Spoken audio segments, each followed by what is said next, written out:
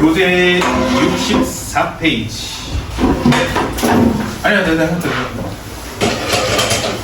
문이 고장났어.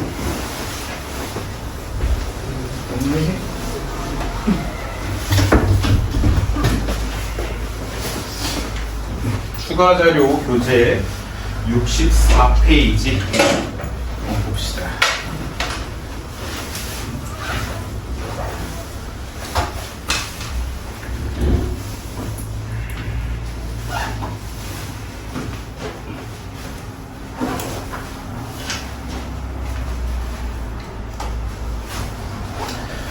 자, 64페이지 구지가입니다. 구지가라는 작품인데 구지가라는 작품 여러분도 어렵게 생각할 필요 없이요. 얘는 이제 주술적인 노래인데, 그러니까 이거는 여러분도 어렸을 때 해보신지 모르는데 그 두꺼비죠. 두꺼봐 헌집 줄게 새집 다오.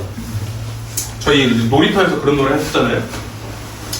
그러니까 그런 노래랑 비슷한 게 바로 구지가입니다. 구지가 같은 경우에는 대신 우리는 이제 두꺼비한테 어떤 걸 요청했다면 여기 구지가에서는 거북이한테 요청을 하는데, 그 요청 사항이 뭐냐면 자기들에 대한 왕을 내려달라 하는 건데, 그러니까 여기 보시면 구간이라는 이 사람이 지었던 건데, 이 구간이라는 게 뭐냐면 9개의 민족을 얘기합니다.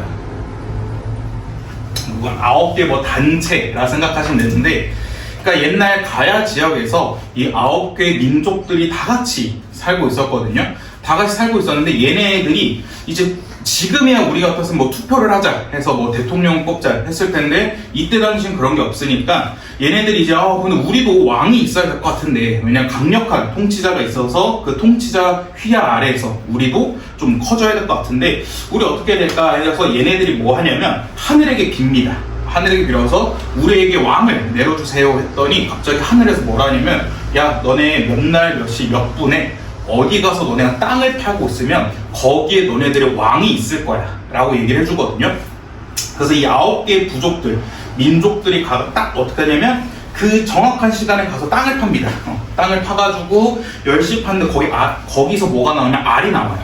근데 그 알이 나와서 왜 알이 나왔지 해서 그 알을 잘 키웠더니, 이제 여러분들 한국사 시간에 배운 것처럼 가야의 첫 번째 왕이 김수로 왕이잖아요. 네, 그래서 거기서 나온 게 바로 김수로 왕이 태어난 거고, 그래서 그 김수로 왕을 왕으로 떠받쳐가지고 가야가 건국되었다.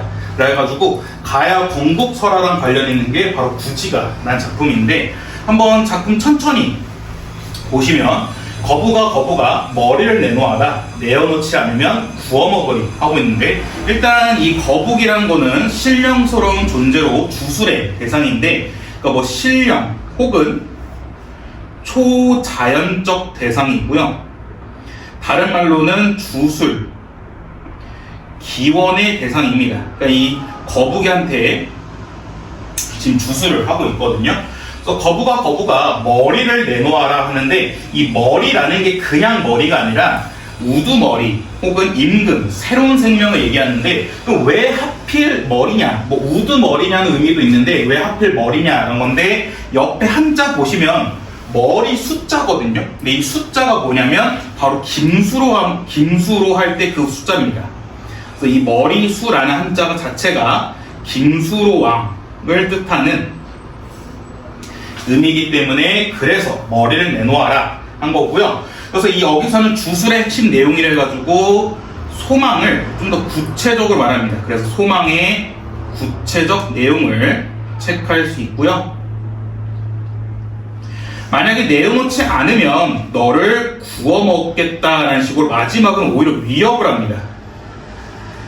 그래서 주술을 드러내는 구체적인 방법으로 마무리되는 게 바로 구지가라는 작품입니다.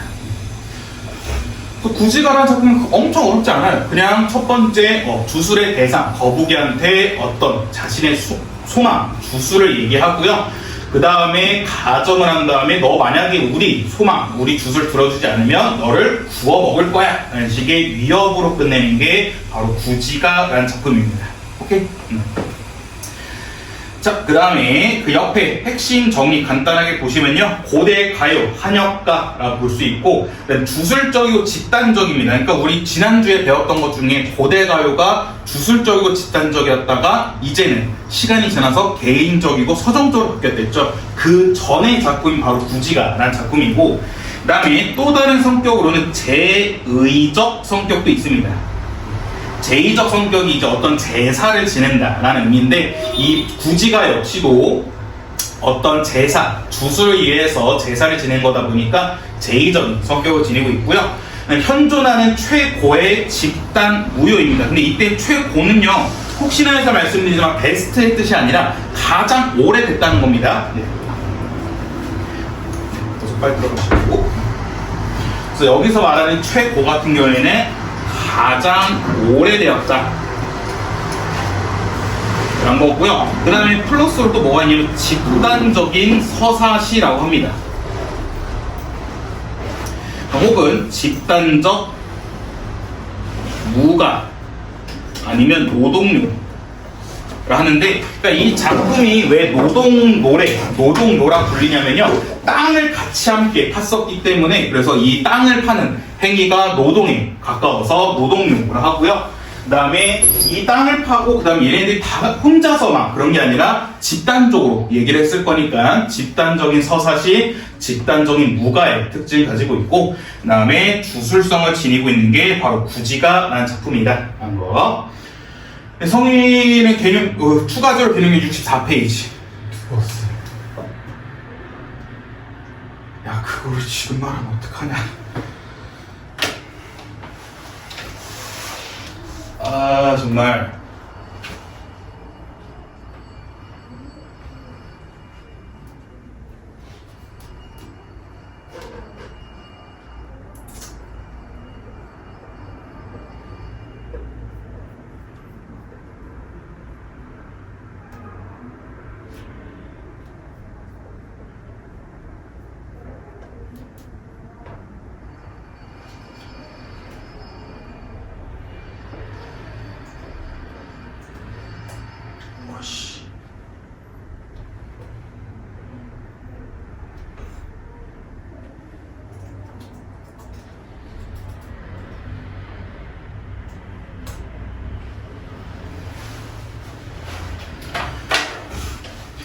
그 다음에 그 밑에 구워 먹는다는 위협의 의미가 무엇이냐라는 건데, 구워 먹겠다는 거북이에 대한 위협은 불의 이미지가 내포되어 있고요. 불이란 것은 인간의 문명을 일으키는 수단이자 파괴와 위협의 도구로 사용되었기 때문에, 그러므로 신령스러운 존재인 거북을 위협한다는 것은 머리, 즉 왕의 출현에 대한 소망이 매우 강력했다는 겁니다.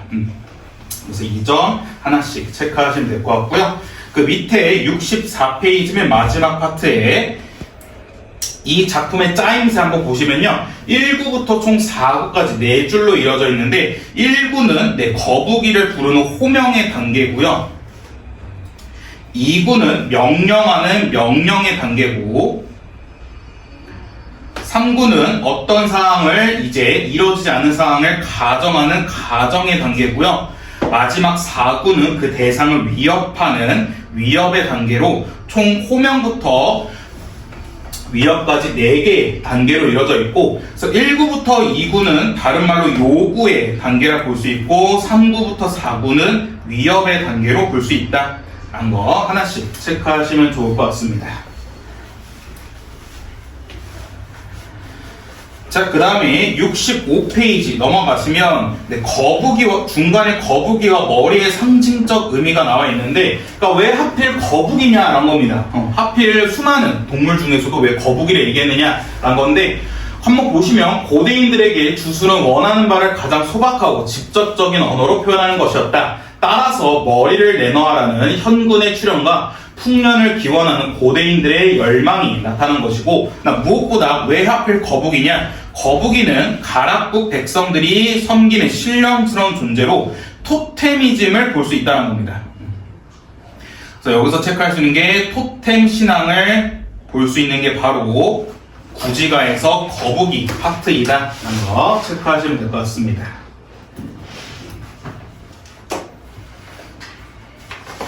자, 그 다음에 66페이지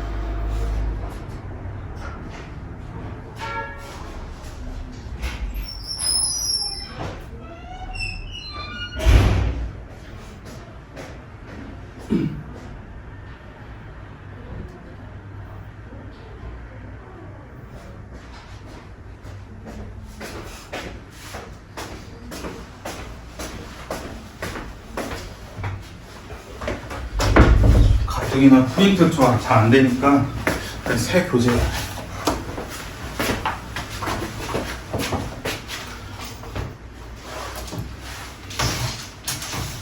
교재 못 갖고 오면 미리미리 말하고 오늘은 수업 나오기 바쁜데. 자, 그 다음 66페이지 황조가입니다. 네, 여러분들 황조가는 많이 보셨을 겁니다. 황조가는 그래도 중학교 때 한 번씩 나오거나 아니면 모의고사에서 한 번 정도 볼 수 있는데, 황조가 같은 게 이제 유리왕인데, 유리왕은 이제 고구려 왕이었죠. 주몽의 아들이었는데, 그러니까 이 황조가의 배경사를 좀 알고 있으면 좋은 게 뭐냐면, 유리왕 같은 경우에는 고구려, 근데 고구려도 다 이 부족으로 이루어진 국가였거든요. 그래서 얘네가 어떻게 되냐면, 한 부족을 치고 나서 그 부족을 점령해야 되는데, 그때 점령할 때마다 어떻게 했냐면, 부족의 딸, 그러니까 공주랑 결혼을 했어요. 언제나 왕이. 그럼 그렇게 되면 그 부족의 좀 왕권이라 해야 되나? 좀 어떤 것도 좀 보호해주면서 같이 그 부족을 이제, 야, 너네 부족은 우리랑 완전 남이 아니야? 너 딸이랑 나랑 결혼했으니까 우리는 하나의 가족이야. 라는 걸 이제 강조하기 위해서 그렇게 결혼했는데, 그러면서 이제 유리왕도 부인이 2명, 3명 이렇게 많았던 거예요. 첫 번째 부인은 일찍 죽습니다. 죽고 나서 이제 두 번째 부인과 세 번째 부인이 있었는데, 두 번째 부인은 같은 고구려 사람이었는데, 세 번째 부인은 다른 부족의 사람이었거든요. 그래서 이렇게 결혼했는데, 이 두 번째 부인과 세 번째 부인이 서로 질투가 엄청 심했던 거야.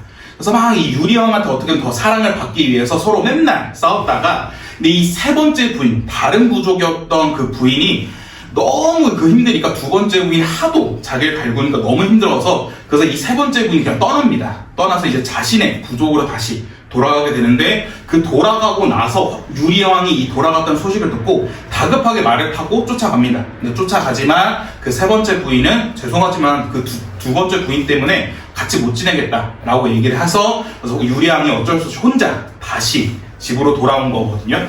그래서 보시면 펄펄 나는 저 꾀꼬리 암수가 서로 정답구나, 외롭다, 이내 몸은 누구랑 함께 돌아갈꼬 해가지고 자신이 돌아가고 있는, 그러니까 세 번째 부인의 차이고 자신이 이렇게 돌아가고 있는 도중에 저 꾀꼬리 보니까 꾀꼬리는 암수가 서로 정다운 겁니다. 저렇게 정답게 지내면 참 좋을 텐데, 지금은 나는 지금 세 번째 부인이랑 차이고 혼자 집에 가고 있으니까 그래서 외롭다라고 말하고 있는 거기 때문에, 그래서 황조가 같은 경우에는 이름 외로움을 얘기하는데, 그 외로움을 그냥 얘기하는 게 아니라 꾀꼬리라는 객관적 상관물을 통해서 얘기하고 있다라는 거 한번 천천히 보시면 좋을 것 같고요. 작품 한번 보시면 펄펄 나는 저 꾀꼬리 해가지고 펄펄이라는 의태어를 쓰고 있고요. 그 다음에 저 꾀꼬리 하고 있는데, 이 꾀꼬리는 화자와 서로 대조되는 객관적 상관물을 보여주고 있습니다. 그래서 이 꾀꼬리를 통해서 시련의 아픔을 드러내고, 그 다음에 꾀꼬리는 서로 정다운데 나는 혼자 지금 집에 가고 있으니까 이를 통해서 임에 대한 그리움을 환기하고 있고요.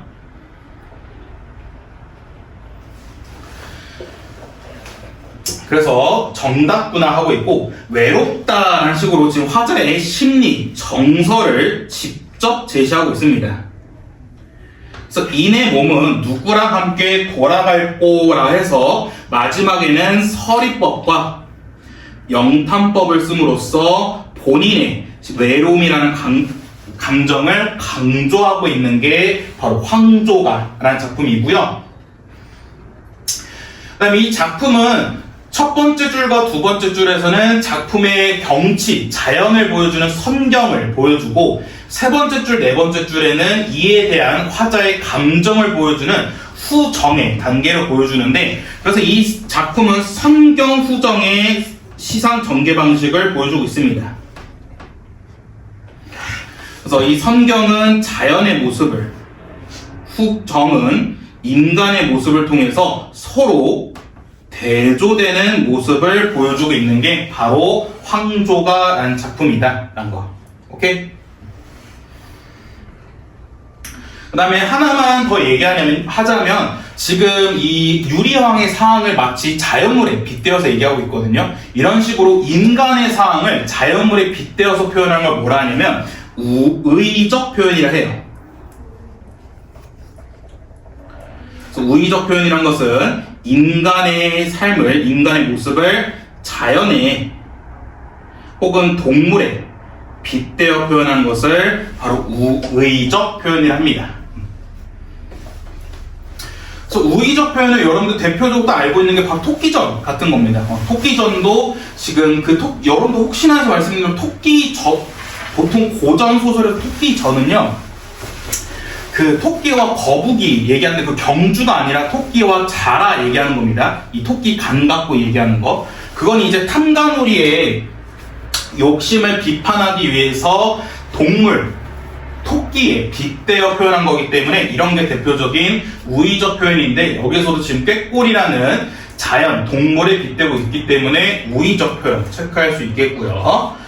자, 그럼 그 옆에 핵심 정의 보시면 고대가요인데 이 작품은 서정적이고 애상적인 또 특징이 개인적인 성격을 지니고 있습니다.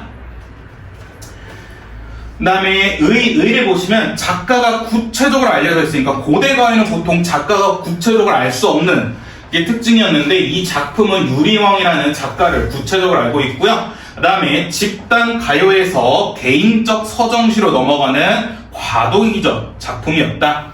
그다음 무엇보다 사랑을 주제로 한 최초의 개인적 서정시였다라는 거 체크하시면 좋을 것 같습니다. 이건 조심하시는 게 사랑을 주제로 하는 최초의 개인적 서정시입니다. 왜냐하면 엄밀히 말하면 최초의 개인적 서정시는 공무도화가입니다. 근데 공무도화가는 사랑보다는 이별을 주제로 했거든요. 그래서 이게 조금 달라요. 사랑을 주제로 한 개인적 서정시는 최초가 바로 황조가이고, 이별 혹은 통합해서 개인적 서정시의 시작은 공무도화가입니다. 오케이?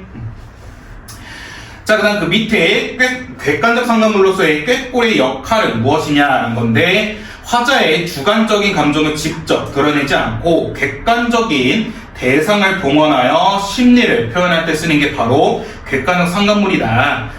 즉, 객관적 상관물은 화자의 심리를 강조하거나 전이하여 드러내는 역할을 하는데, 이 작품에서는 화자의 처지와는 다르게 암수가 정답게 날고 있는 꾀꼬리는 임을 잃은 화자의 외로운 마음을 좀 더 효과적으로 강조하는 특징을 지닌 게 바로 꾀꼬리의 역할이란 거 체크하시면 좋을 것 같습니다. 오케이. 자, 그 다음 그 옆에 67페이지 보시면 황조가 성격에 대한 논의가 있습니다. 그러니까 이게 과연 서정시로 봐야 되냐, 개인적인 서정으로만 봐야 되냐, 아니면 이걸 배경설화랑 엮어서 보시면 정치 현실과 같이 엮여져 있잖아요. 왜냐하면 고구려 부인과 타 민족, 외국 부족의 부인과의 싸움이었기 때문에 이걸 굳이 개인적 서정시로 볼 수가 있느냐라는 건데, 그래서 밑에 보시면요, 황조가는 서정시로 보는 경우도 있는데 서사시로 보는 경우도 있습니다. 그래서 서사시로 보는 경우는 뭐냐면 바로 민족 간의 통합 과정에서 나타난 집단의 갈등을 표현한 게 바로 황조가의 서사시적인 성격을 체크할 수 있고요. 그래서 밑에 서사시의 성격을 좀 더 보시면 화휘는 대표되는 농경족과 치희는 대표되는 수렵족의 분쟁을 중재하지 못한 왕의 탄식을 노래한 게 바로 이 황조가라는 서사시의 특징이다 라는 거. 오케이? 자, 그 다음에 68페이지 제막내가입니다.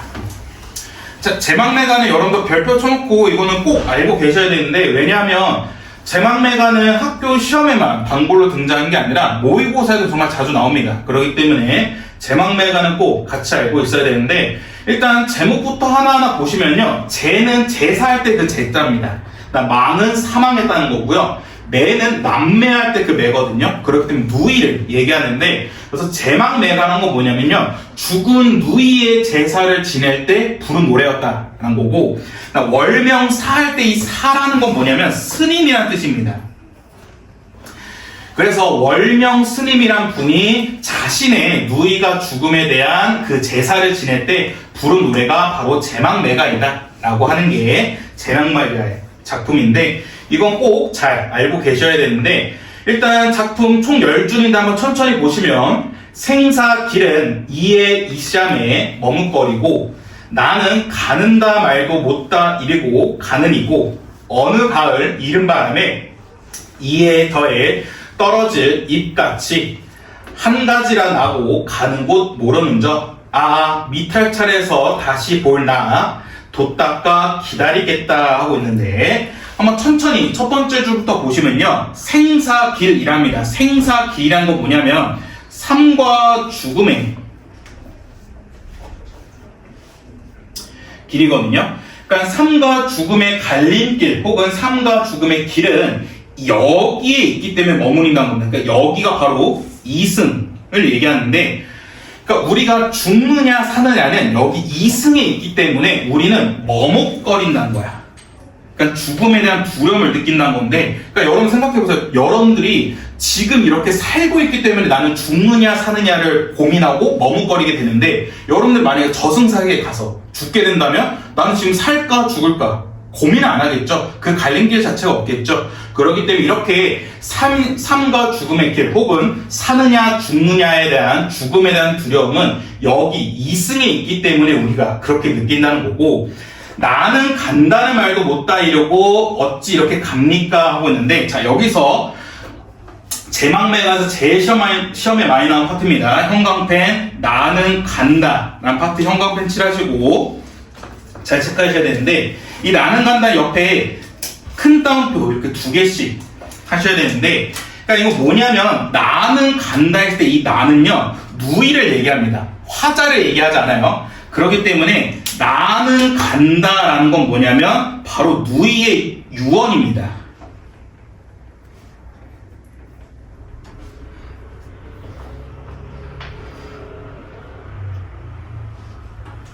그러니까 누이가 나 갈게 혹은 나 이제 죽을 것 같아 라고 이런 식의 유언도 못다 이러고 갑작스럽게 죽었다는 거거든요. 그렇기 때문에 여기서 체크할 수 있는 게, 아 누이가 갑작스럽게 죽었구나 라는 것을 체크할 수 있는 거고, 그래서 그에 대한 안타까움을 드리는 게 어찌 말도 못하고 그렇게 죽느냐 해서 이에 대한 안타까움을 얘기하고 있고, 그 다음 어느 가을 이른 바람에 이에 저에 떨어질 잎처럼 하고 있는데, 자 여기서 여러분 하나 체크하고 가셔야 되는 게 가을이라는 이미지거든요.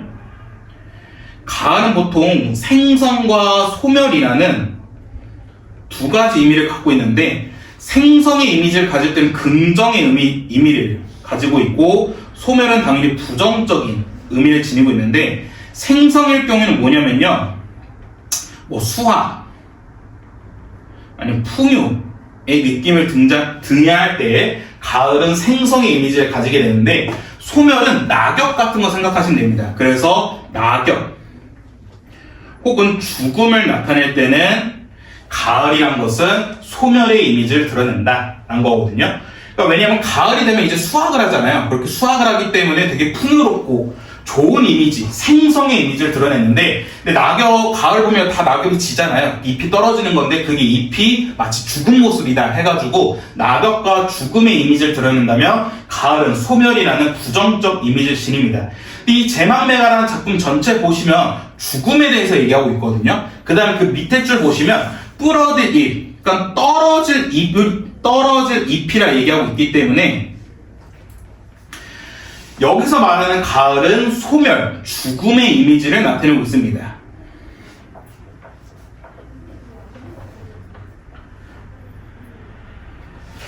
그 다음에 여기서 떨어질 잎이라는 건 바로 누이를 얘기하는데, 그러니까 여러분들 저기 나무에 낙엽이 이렇게 있는 거, 그 낙엽을 떨어뜨릴 수 있는 거는 사람이 진짜 흔들 수도 있겠지만 바람이 불면 낙엽이 툭 떨어지거든요. 그렇기 때문에 여기서 말하는 바람은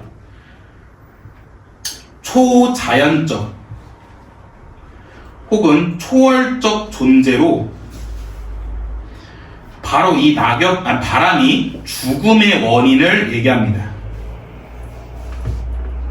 그러니까 이 바람이 이르게 부은 거예요. 그러니까 너무 갑작스럽게 조금 더 빠르게 바람이 부음으로써 누이가 갑작스럽게 젊은 나이에 죽었다는 것을 바로 어느 가을부터 부러질 잎이라고 얘기하고 있고요. 그 다음에 또 시험 문제 많이 나오는 게 뭐냐면 잎 뒤에 여기 갓 이렇게 되어 있거든요. 갓은 이거 네모치시면 이게 뭐뭐 갓이란 뜻으로 지금 여기서 비유법 중에서도 직유법을 쓰고 있습니다.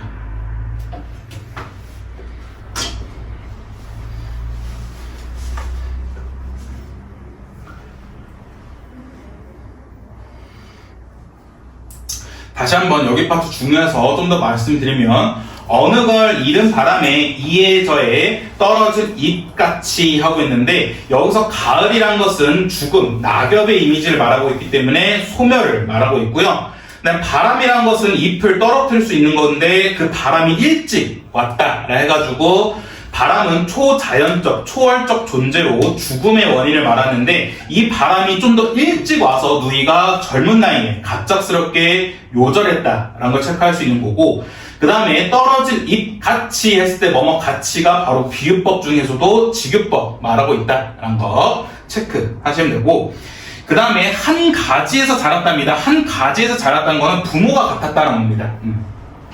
그러니까 이거를 그림으로 나타내면요 이렇게 가지가 있으면 제가 그림 되게 못 그리는데 가지가 이렇게 있으면 이렇게 잎이 하나, 두 개, 세 개 있었는데 이게 화자면 이게 누이였는데 이 누이 잎은 바람이 일찍 이른 바람으로써 이 누이의 잎은 쇼로록 떨어졌다는 거고 자기는 있었다라는 거예요. 근데 우리는 같은 가지, 같은 부모 밑에서 태어났는데 어찌 가는 곳은 또 모르느냐라 해가지고 좀 삶에 대한 허무함을 얘기하고 있는 게 바로 여기 파트고요. 그래서 어찌 가는 곳을 모르느냐 해서 허무함 혹은 인생 무상함을 느끼고 있고요. 그 다음에 지금 이 사람은 누이가 죽어서 어디로 갔는지 모릅니다. 그렇기 때문에 오히려 그 누이와 거리감을 이제 느끼게 되었다라는 것도 체크할 수 있습니다. 자, 그 다음에 이제 형광펜도 두 번째로 제막말가에서 시험 문제 꼭 나오는 게 바로 아야입니다. 아야. 이 아야는 뭐냐면요. 19채 한가에 19채 한가 중 낙구 부분이 있거든요. 낙구가 9번째 줄, 10번째 줄을 얘기하는데 낙구의 감탄사를 얘기합니다. 그러니까 여러분들 우리 지난주에 했던 것처럼 향가는 총 3종류가 있었거든요. 4구체, 8구체, 19채가 있었는데 그 중에 가장 완성된 향가를 19채 향가를 했습니다. 왜 이 19채 향가가 가장 완성되었느냐? 맨 마지막 낙구 부분에 감탄사가 있고 이 감탄사가 뭐 시상의 전환 아니면 깨달음, 강조 등의 의미를 나타내고 있기 때문에 얘가 정말 중요한 역할을 하고 있었고 그다음에 이 아야라는 감탄사는 추후에 이후 시조의 형식에 영향을 줍니다. 자, 시조의 형식에 어떻게 영향을 줬댔죠? 지난주에 했던 거. 낙구의 감탄사는 이후에 고려 말에 생겼던 시조에 영향을 줬거든요. 그 시조의 형식에 영향을 준 게 뭐냐면 시조 맨 마지막 줄 종장 부분에 첫 음보는 3음절 3글자로 고정한댔잖아요. 그래서 왜 시조는 종장 맨 마지막 줄의 첫 음보 맨 앞을 왜 3음절 3글자로 고정시키느냐? 바로 19채 한가의 낙구분의 감탄사가 여기에 영향을 줬기 때문에 그래서 시조는 이렇게 3글자로 고정했던 겁니다. 오케이? 그래서 여러분 학교 동국고는 향가나 시조가 시험에 꼭 같이 포함되면요 반드시 이게 나옵니다. 반드시 이게 선지로 출제가 되거나 아니면 하다못해 정말 좀 학교 선생님이 어떻게 생각하십니까? 좀 이게 너무 중요하다 생각하시면 이거를 서술용으로 출제를 하시는데 보통 이건 객관식이 많이 나왔어요. 그래서 꼭 기억해 두세요. 그래서 아야 부분에서는 이제 시상이 전환됩니다.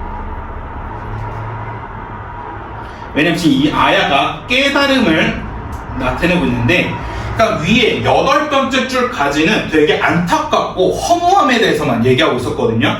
근데 이 9번째 줄, 10번째 줄에서는 갑자기 아야! 라는 식의 감탄사를 드러내가지고 화자의 시상의 전환을 보여주는데, 어떻게 전환을 보여주냐면, 아야, 미탈찰에서 다시 맛볼 나, 그러니까 다시 만날 나건데, 이 미탈찰이란 것은 저승을 얘기하고요.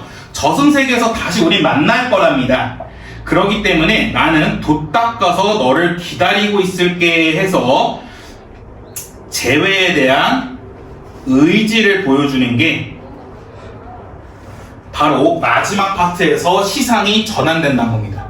8번째 줄까지는 누이의 죽음에 대해서만 얘기하고 누이의 죽음에 느끼는 안타까움, 허무함에 대해서만 얘기했는데, 마지막 파트에서는 그래도 나는 누이를 너 다시 만날 수 있을 거야 하면서 이 재회에 대한 의지로 슬픔을 극복하는 모습을 보여줍니다. 그 다음에 의지를 드러냈기 때문에 의지적 태도 체크할 수 있고요. 그 다음에 여러분들, 이거는 여러분도 꼭 같이 알고 있으면 좋은데, 우리나라 뭐 사상이라 해야 되나? 철학적인 사상 중에서 다시 태어난 거 딱 하나밖에 없습니다. 불교밖에 없어요.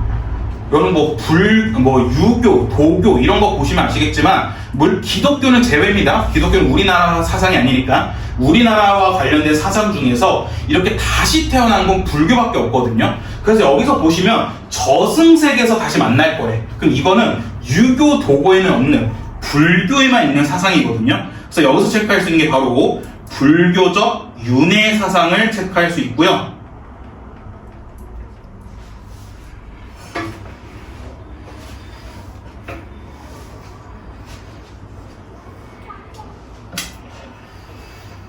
그래서 바로 이 돛 닦아 기다린다는 게 이 작품의 주제를 드러낸다라는 거 체크하시면 좋을 것 같습니다.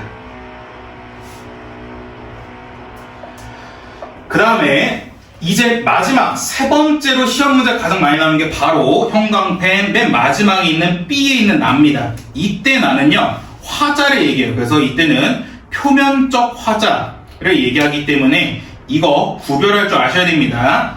그러니까 위에서 말한 3번째 줄에 나오는 나는 화자가 아니고 누이를 얘기하고 있고요. 그 다음에 9번째 줄에 나오는 나 같은 경우에는 화자 자신, 표면적인 화자를 얘기한다라는 거. 그래서 제망매가는 시험 문제 가장 많이 있는 게 뭐냐면요, 이렇게 A, B 밑줄 쳐놓고 A는 표면적인 화자를, B는 누이 동생을, 아니면 A, B 모두 화자 자신을 가리킨다. 이런 식의 선지가 나오기 때문에 이거 꼭 조심해서 체크하시면 좋을 것 같고, 그 다음에 하나만 더 TMI로 말씀드리면, 이 작품에서 화자가 스님 혹은 불교랑 관련 있는 거 어떻게 체크할 수 있냐, 바로 미탈찰이라는 용어 때문에 알 수 있습니다. 왜냐면 미탈찰이라는 것은 불교 용어이기 때문에, 그래서 이러한 미탈찰이라는 불교 용어 덕분에 화자가 혹은 작가가 스님이다 라는 걸 체크할 수 있다는 점. 오케이? 자, 그래서 위에 보시면 제망매가의 키워드 체크에 슬픔을 종교적으로 승화시킨다는 게 무슨 말이냐면, 이 누이를 잃은 슬픔을 나는 미탈찰, 저승세계에서 다시 만날 거야 해가지고 이 누이를 잃은 슬픔, 안타까운 허무함을 종교적으로 이겨내는 의지적 태도를 체크할 수 있는 게 바로 제망매가라는 작품입니다. 오케이? 자, 그래서 69페이지 한번 보시면, 작품 연구소에 보시면 시구의 비유적 의미를 보시면 제망매가는 문학성이 엄청 뛰어난 작품이라고 평가를 받습니다. 왜냐면 이 제망매가 신라시대 때 지어졌던 작품이어서 지금으로 말하면 거의 1000년 된 작품이거든요. 근데 1000년 된 작품인데 보시면 비유법, 직유법, 그 다음에 심지어 여러 가지 중의적 해석도 많기 때문에, 그래서 이 제망매가는 삶과 죽음의 문제를 자연의 섭리에 비유해서 형성하였기 때문에 되게 문학성이 뛰어난 작품으로 평가받고 있다는 거 체크하시면 될 것 같습니다.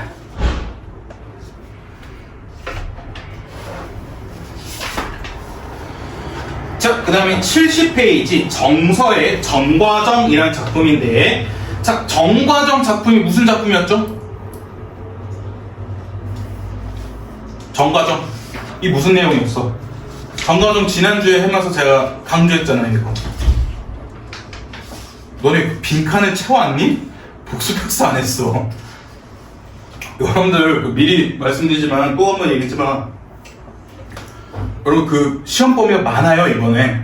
왜냐면 이게 그냥 제가 파트를 그냥 여러분들 참고하러 준 게 아니라 여러분 프린트 자체 그 문학 개념 파트가 들어간 거기 때문에 갈래력 특징 다 알고 계셔야 되는데 정과정은 대표적인 고려가요 작품이었죠. 근데 고려가요의 특징은 뭐였어? 고려가요는 보통 남녀 간의 사랑을 얘기하거나 아니면 작가를 알 수 없는 작자 미상인데 이 정과정이라는 작품은 작가를 알 수 있는 유일한 고려가요 작품이었고 무엇보다 플러스로 고려가요는 남녀 간의 사랑을 얘기했는데 정과정은 그게 아니었죠. 충신 연주지사로 임금에 대한 충 혹은 자신의 억울함을 얘기하고 있는 게 바로 정과정 작품이었습니다. 오케이? 네, 그렇기 때문에 이거 꼭 알고 있어야 돼요. 자, 그래서 70페이지 전체를 한번 다시 보시면 내 님을 그리워해서 울며 지내더니 산 접동새랑 나는 비슷한 것 같습니다. 아니시면 거짓되고 허황된 줄을 아셔야 됩니다. 이 거짓되고 허황된 거짓말은 잔얼효성, 이 별은 다 알 것입니다. 혹시 역시라도 님이 한데 여져라 버기시더니 우기던 자들은 누굽니까? 과도 허물도 나는 정말 없습니다. 저는 잘못이 없습니다. 다른 사람들이 참소하던 말, 거짓말을 하는 것을 믿지 마시옵소서. 님이 나를 하마 잊은 것 같습니다. 아이고 님아 제발 정신 차려서 다시 저를 사랑해주세요 라고 말하고 있는 게 바로 정과정이라는 작품인데 한번 천천히 보시면 내 님을, 이때 님이란 것은 임금을 얘기하고요. 그리워해서 울고 지내고 있답니다. 그래서 여기서 체크할 수 있는 게 화자의 시적 상황은 임을 그리워하고 있는 시적 상황을 체크할 수 있습니다. 그래서 산 접동새는 나랑 비슷한 것 같다 하고 있는데 이 접동새는 여러분도 꼭 알고 계셔야 되는 게 접동새는 한과 고독의 상징입니다. 그러니까 이 접동새의 또 다른 말은 소쩍새거든요. 이 접동새, 소쩍새는 같은 말인데 얘네들이 우는 소리가 되게 슬프답니다. 그래서 소쩍소쩍 하는데 그게 마치 사람 우는 소리 같아 해가지고 이 접동새랑 소쩍새는 되게 한과 고독의 상징을 얘기하고 있는데 그래서 산에 있는 접동새는 나랑 비슷한 것 같습니다 라고 얘기하고 있고 아니시면 거칠으신 것을 제발 알아주세요 하고 있는데 그러니까 이 거짓된 말이라는 거니까 이 다른 신하들이 나를 모함한 건데 그 모함한 거는 잔얼 효성만이 알고 있다라는 겁니다. 이 잔얼 효성은 바로 초월적인 존재 혹은 천지신명으로 결백함을 알고 있는 존재가 바로 잔얼 효성인데 그래서 이 A 파트에서는 뭘 얘기하고 있냐면 자연물을 증인으로 삼아 자신의 결백을 호소하고 있는 겁니다. 그러니까 저 진짜 어렵습니다. 우리말 그러잖아요. 저는 진짜 저 하늘을 우러러 정말 잘못한 게 없습니다. 그렇게 얘기한 것처럼 저는 진짜 저 새벽달 혹은 별을 걸고 전 진짜 억울합니다. 라고 얘기하고 있는 거고 넋이라도 님을 한데 여자니까 넋이라도 님과 함께 지내고 싶습니다.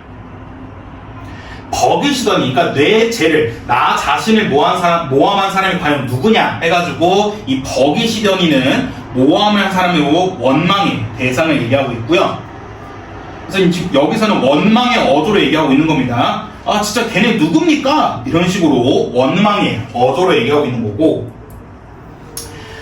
그 다음에 과도 허물도 천만 없소이다. 그러니까 저 진짜 잘못한 거 없습니다 해가지고 이제는 자신의 결백을 직접 호소합니다.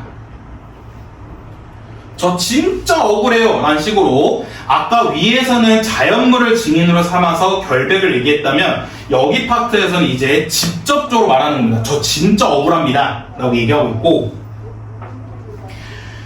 그것은 다 무사람, 모자란 사람들이 저를 모함하는 말입니다. 그리고 슬프도다. 저는 정말 너무 슬픕니다. 해서 감정을 또 직접 표출하고 있고요.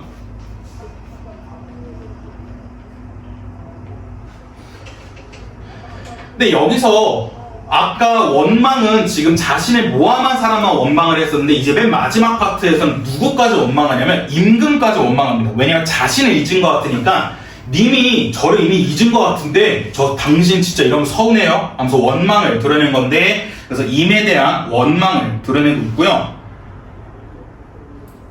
그래서 아이고 님아 제발 내 사연 들어주시고 저를 다시 사랑해 주세요 해가지고 자신을 다시 사랑해 주길 원하는 자신의 소망을 얘기하고 있습니다.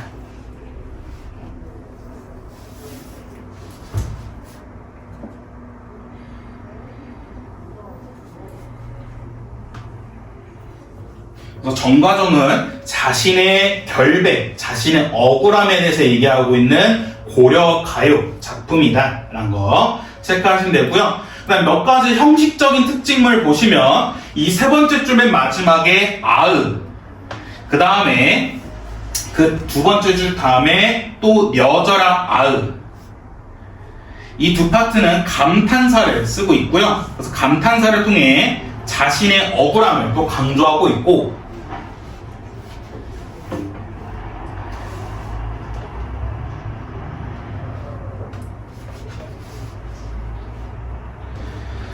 그 다음에 이 맨 마지막 파트에 아소가 있거든요. 이 아소 형광펜 칠하시고 별표 칠하셔야 되는데, 이 아소는 19채 향가의 감탄사로서 얘는 19채 향가에 영향을 받았다는 것을 체크할 수 있습니다.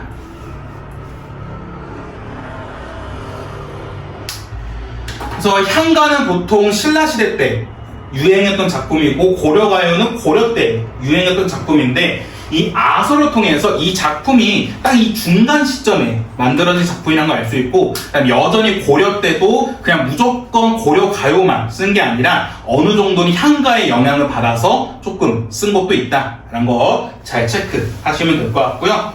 자, 그 옆에 핵심적인 몇 가지 보시면, 특징 보시면 형식 면에서는 향가의 전통을 잇고 있고요.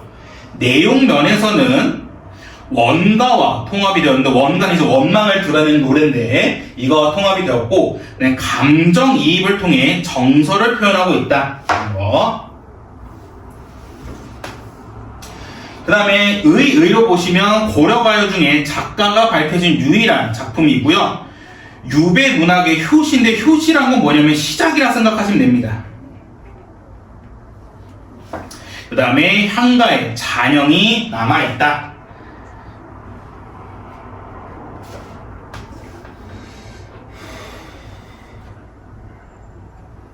자, 그 다음에 그 밑에, 네, 여기 좀 보시면요, 중간에 고려가의 율격은 삼음고란 점에서 민요의 특징을 지니고 있는데, 이는 당시 서민계층이 고려가요를 즐겨 불렀다는 사실을 반증하는 거다. 근데 이 정과정도 삼음고의 율격을 따르긴 따릅니다. 그래가지고 다른 고려가요랑 좀 비슷한 감이 있는데, 근데 여러분들 보시면 아시겠지만 고려가요라고 하지만 고려가요의 형식적 특징이 하나도 없습니다. 왜냐하면 그 밑에 보시면 이해와 감상 파트에 고려가요 중에 작가를 알 수 있는 유일한 작품인데, 대신에 고려가요처럼 연이 구분되어 있지 않아요. 그렇기 때문에 연이 구분 안 되어 있기 때문에 비분절체 특징을 보여주고요. 그 다음에 마지막 고려가요 아니란 거 뭐냐면, 고려가요에 또 제일 중요한 게 뭐였냐면 3분 후에서 후렴구가 있어야 되거든요. 근데 이 작품에서는 후렴구가 없습니다. 그래서 정과정이라는 작품은 고려가요 3분후라는 형식적 특징 중에 딱 3음보만 따르고 있지, 분절체, 그 다음에 후렴구는 따르고 있지 않다는 거. 오케이?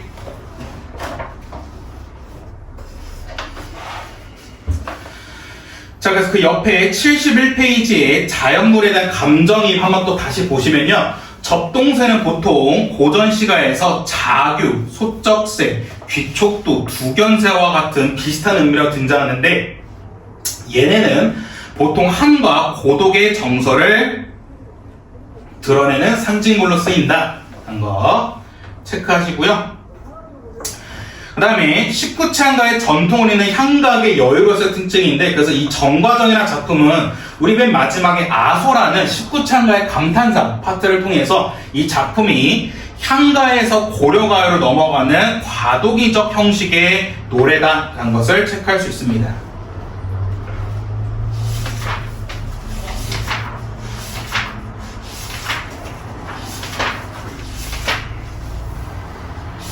오케이. 자, 그 다음에 이제 시조 몇 작품 남았는데, 시조 몇 작품은 분석할 건 없고 내용만 알고 있으면 되거든요. 그래서 이거 빠르게 한번 보고 가도록 할게요. 81페이지. 81페이지 보시면요.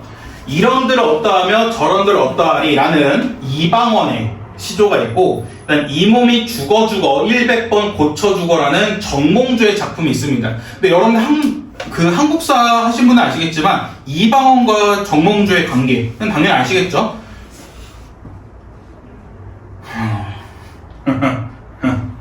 그래요? 이거는 뭐 한국사 수업을 해야 되겠네요.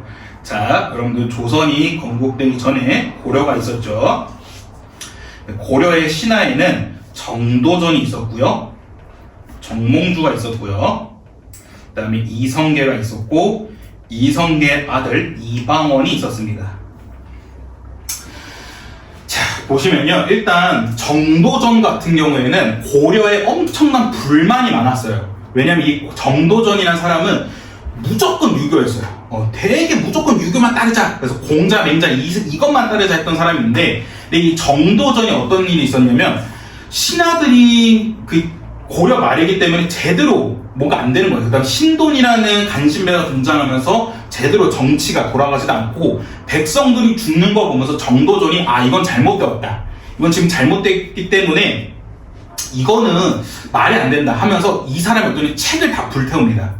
책을 다 불태우면서 이 책에 있는 내용 다 거짓말이야, 이건 현실에서 이루어질 수 없는 거야 하는데, 그러다 이 사람이 깨달아요. 이거는 책이 잘못된 게 아니라 이 책을 적용하는 사람들이 잘못됐다 해가지고, 정도전이 어떤 생각을 하냐면, 그러면 이 책의 내용이 있는 바탕으로 나라를 건국하자 해가지고 이 사람이 조선이라는 나라를 처음으로 생각을 하거든요. 그래서 원래는 신조선이었어요. 왜냐하면 조선이라는 나라는 옛날에 고조선이 있었기 때문에 고조선과 구별하기 위해서 신조선이라 하는데, 근데 이 정몽주랑 정도전은 엄청 친했답니다. 그래서 엄청 친해서 막 얘기를 하는데, 그래서 이 정도전이 정몽주한테 얘기를 해요. 우리 이렇게 나라를 지을 건데 정몽주 당신이 좀 도와줬으면 좋겠습니다 라고 하거든요. 근데 정몽주가 정도전의 모든 계획을 다 오케이 하는데, 이 둘이 갈린 건 뭐냐면, 정도전은 새로운 나라 조선을 만들자였고, 정몽주는 아니야, 우리 그냥 기존에 있던 고려에서 이걸 해야 돼. 왜냐하면 유교의 첫 번째가 뭐냐면 역모를 일으키면 안 되거든요. 쿠데타를 일으키면 안 되는데, 정도전이 고려를 멸망시키고 조선을 세운 건 쿠데타란 겁니다. 그래서 정몽주 입장에서는 이거는 시작부터, 건국 단계 시작부터 이미 유교를 깨부시고 조선을 짓는 거기 때문에 이거는 말이 안 된다. 그렇기 때문에 고려에서 해야 된다 했는데, 정도전은 안 된다. 그렇게 되면 고려의 기존에 있던 그 귀족들이 반발이 심할 거다. 그렇게 되면 우리가 원하는 바로 제대로 안 될 거기 때문에 조선을 만들어야 된다. 그래서 얘네들이 계속 싸웁니다. 그 싸우는 와중에 정도전이 이성계한테 반해요. 왜냐면 이성계가 장군인데 엄청 백성들을 위하는 마음이 컸습니다. 그래가지고 정도전이 딱 봤을 때, 내가 새로 건국할 조선의 왕은 이성계 같은 왕이어야 된다. 백성을 저렇게 생각해주고 그런 왕이어야 된다 해가지고 정도전이 이성계한테 러브콜을 보내요. 우리 같이 이렇게 합시다 하는데, 이성계도 처음엔 좀 거절합니다. 왜냐하면 고려를 멸망시키고 조선을 만들어야 되기 때문에 살짝 걱정이 있었는데, 결국은 이성계랑 정도전이 잘 짝짝꿍을 해요.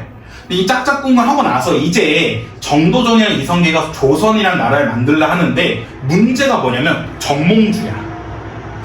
정몽주가 안 돼, 무조건 고려해야 돼 하니까 이 정몽주를 따르는 수많은 신하들이 정도전과 이성계를 안 따라옵니다.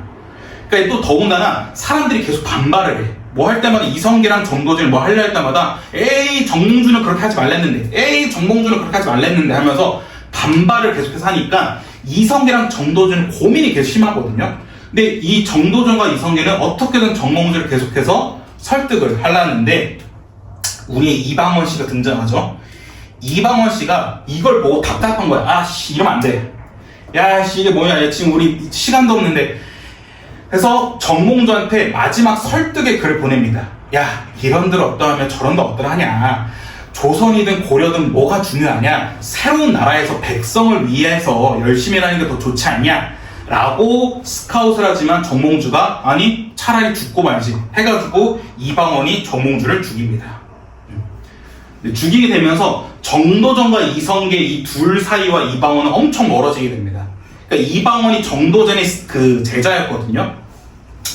이성계가 이방원을 되게 좋아했던 게 뭐냐면, 이성계의 수많은 아들이 7명인가 8명 정도 있었는데 7명에서 8명 아들 중에 유일하게 문과 과거에 급제한 사람이 이방원이야. 나머지 애들은 다 이런 전쟁터에서 싸우는 걸 했었거든요. 근데 이성계는 본인이 이렇게 전쟁터에서 싸우는 장군이었어가지고 자신의 아들들은 그러지 않고 신하 좀 문인이 됐으면 하는 마음이 컸었는데, 유일하게 이방원이 과거 급제를 성공하면서 이성계가 이방원을 엄청 이뻐했고, 그다음에 정도전도 이거는 뭐 확실하지 않은데 그 야설로서는 뭐라냐면 정도전 역시도 이방원을 2대 왕으로 생각했다 해요. 이성계 다음으로 이방원을 2대 왕으로 앉혀야지 생각하는데, 이방원이 정몽주를 죽이는 거 보면서 정도전이 이 생각을 뒤엎습니다. 뒤엎고 나서 정도전이 이성계한테 그 어린 아이, 이방원도 아니고 나머지 첫째 아들부터 6번째 아들까지 다 절대 안 되고 7번째인가 8번째 아들, 진짜 어린아이 아들이 있었거든요. 그 아들을 왕으로 세워야 된다 했더니 이방원과 다른 왕자들이 화가 나가지고 그때 일어난 게 왕자의 난.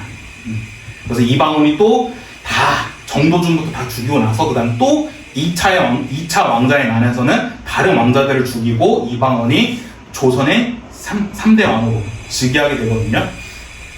그래서 아까 제가 말씀드렸던 이방원이 정몽주를 설득하는 과정 속에서 서로 답장을 보낸 겁니다.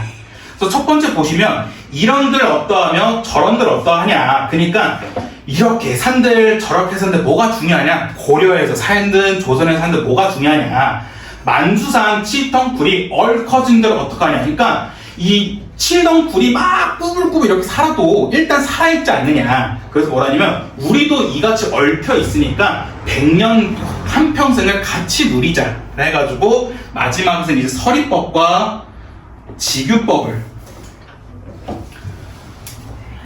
쓰면서 옆에 핵심 정의 보시면 현실에 대한 영합을, 그러니까 대세를 따르고자 하는 권유하는 얘기하는데, 얘는 중요한 게 뭐냐, 형광펜 직설적인 말로 내비치지 않고요, 비유해서 우회적으로 표출하고 있습니다.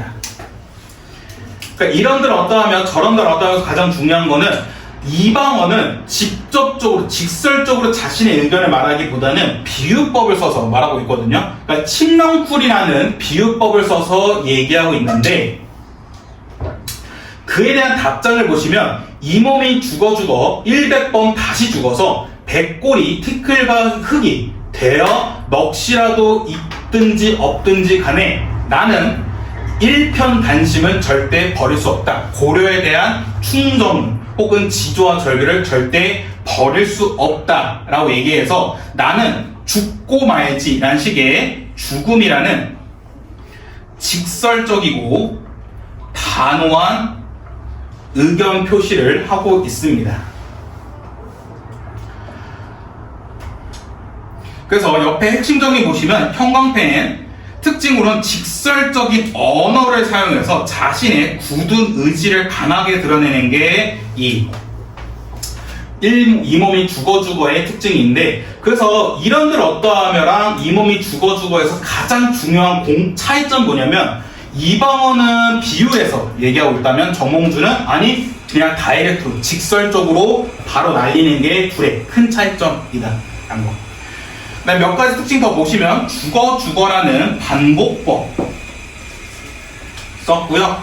그 다음에 100번 다시 죽어 100골이 다시 죽더라도 하는 식으로 초장과 중장이 점층법의 관계를 보여주고, 그 다음에 일편단심이 없어질 수 있겠느냐라는 식의 있으랴라는 서리법으로 마무리하고 있다라는 거.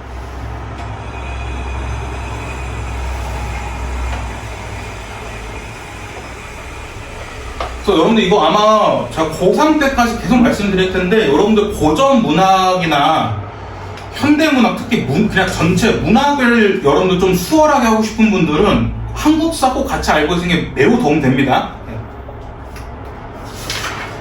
자, 그 다음에 넘어가셔서 90페이지 정도전이 지은 선인교 나린물이라는 작품이 있는데, 그러니까 이것도 뭐냐면요, 아까 이방원도 그랬잖아요. 대세에 따르라 했던 것처럼 정몽주 역시, 죄송합니다, 정도전 역시 비슷한 얘기를 했습니다. 그래서 뭐라 하냐면 특징으로 고려 왕조를 회고하면서 시세에 따라야 된다, 그러니까 흐름에 따라야 된다, 우리 대세에 좀 따라야 된다는 것을 은근히 드러내고 있는데, 보시면 특징으로는 청각적 이미지, 영탐법, 서리법을 통해서 자신의 감정을 잘 드러내고 있습니다.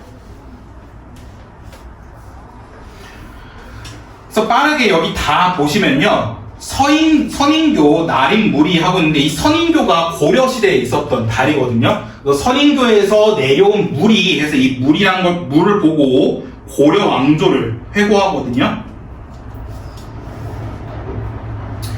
이 물이 자하동에 흘러내렸답니다. 이 자하동 역시 고려 왕조에 있었던 건데, 이 물이 흘러내려서 반천년 왕업이 물소리밖에 없다는 겁니다. 반천년 왕업이라는 것은 고려를 얘기하는데, 결국에 고려 왕조에 남은 것은 선인교에서 내려오는 물밖에 없다는 겁니다.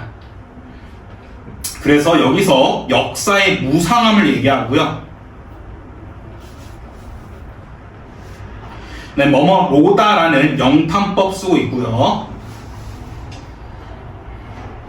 그래서 아이란 것은 가상의 청자를 얘기하고 있는 건데, 아이를 부르는 도너법을 쓰고 있고요. 아이야, 고극 흥망이 물어서 뭐 하겠느냐 해서 서리법을 통해, 야, 옛날 거 얘기하자 뭐하냐, 그냥 현실을 따르자 해서 현실 지향적인 모습을 보여주는 게 정도전의 시조입니다. 그래서 선인교에서 내려온 물이 자하동까지 흘러내려왔는데, 반천년 왕업에, 고려 왕업은 고작 물밖에 안 남았다. 그러니까 역사는 참 무상하다. 그래서 아이야, 너 고극흥만, 나라가 생기고 멸망하고 흥하는 것을 말해봤자 뭐하느냐, 어차피 지금은 대세에 따르는 게 더 좋다 해가지고 옆에 보시면 과거와 현재를 대비하고 있다는 점도 체크하고 가시면 될 것 같습니다.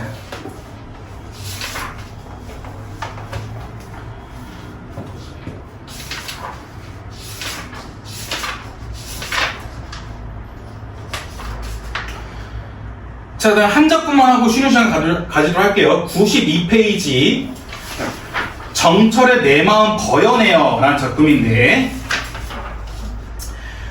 자, 이 작품도 보시면 추상적인 개념은 마음이란 것을 구체적 대상인 별과 달로 형상화했다.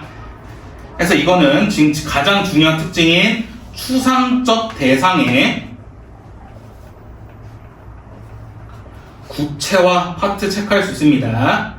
자, 추상적 대상의 구체화는 여러분들 1학년 1학기 중간 때 많이 봤습니다. 그 황진이 시조,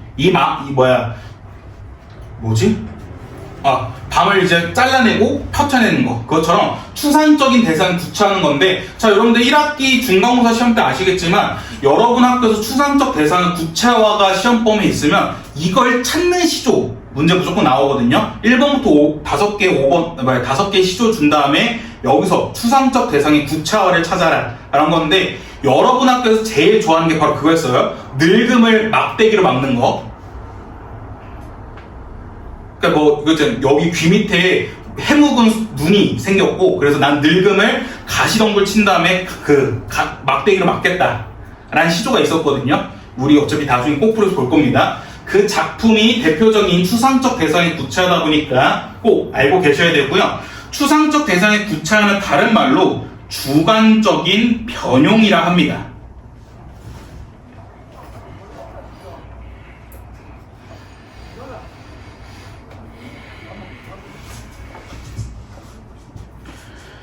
자, 그래서 작품 보시면 내 마음을 버여내요. 이 내 마음이란 게 바로 추상적인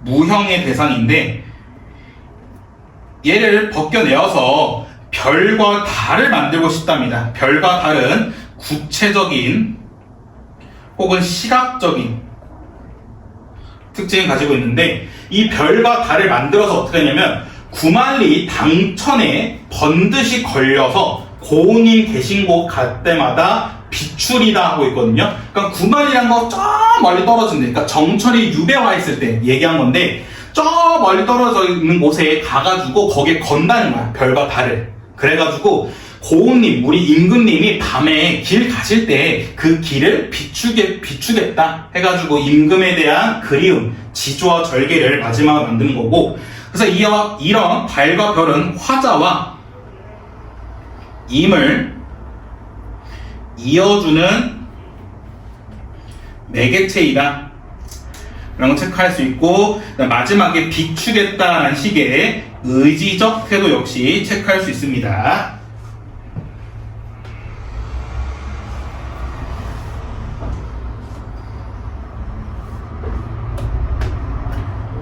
오케이.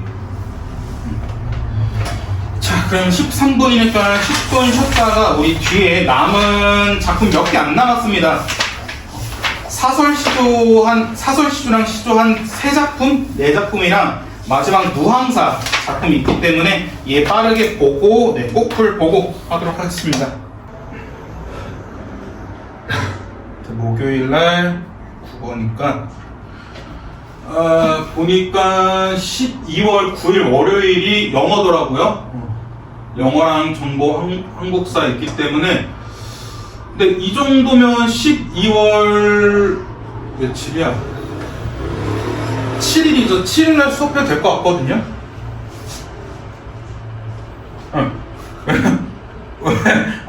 아니. 만약에 9일이 수학 시험이면 내가 양보를 하겠는데, 수학이 아닌, 수학은 뭐 6일날 봤으니까. 12월 7일 토요일날 1차 직보한다 생각하시면 될 것 같고, 그 다음에 12월 12일에, 그러니까 12월 11일 수요일날 2차 직보. 그래서 1차 직보 때는 똑같이 시간 아침 10시부터 1시 반까지 3시 반 된다 생각하시면 될 것 같고, 수요일날 여러분들 통합사회 보는데, 통합사회 보고 나서 대충 9시 25분에 끝나죠. 여러분들이 9시 25분에 끝나서 집에 가면 뭐 10시고, 넉넉하게 잡아도 10시일 테고, 10시에 가서 여러분들 밥 드시고 주무시고 일어나서 좀 쉬시다가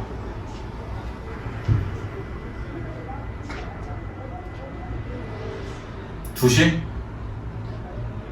2시면 푹 쉬다 오는 거잖아. 아침 10시에 거의 집 거니까 2시부터 22시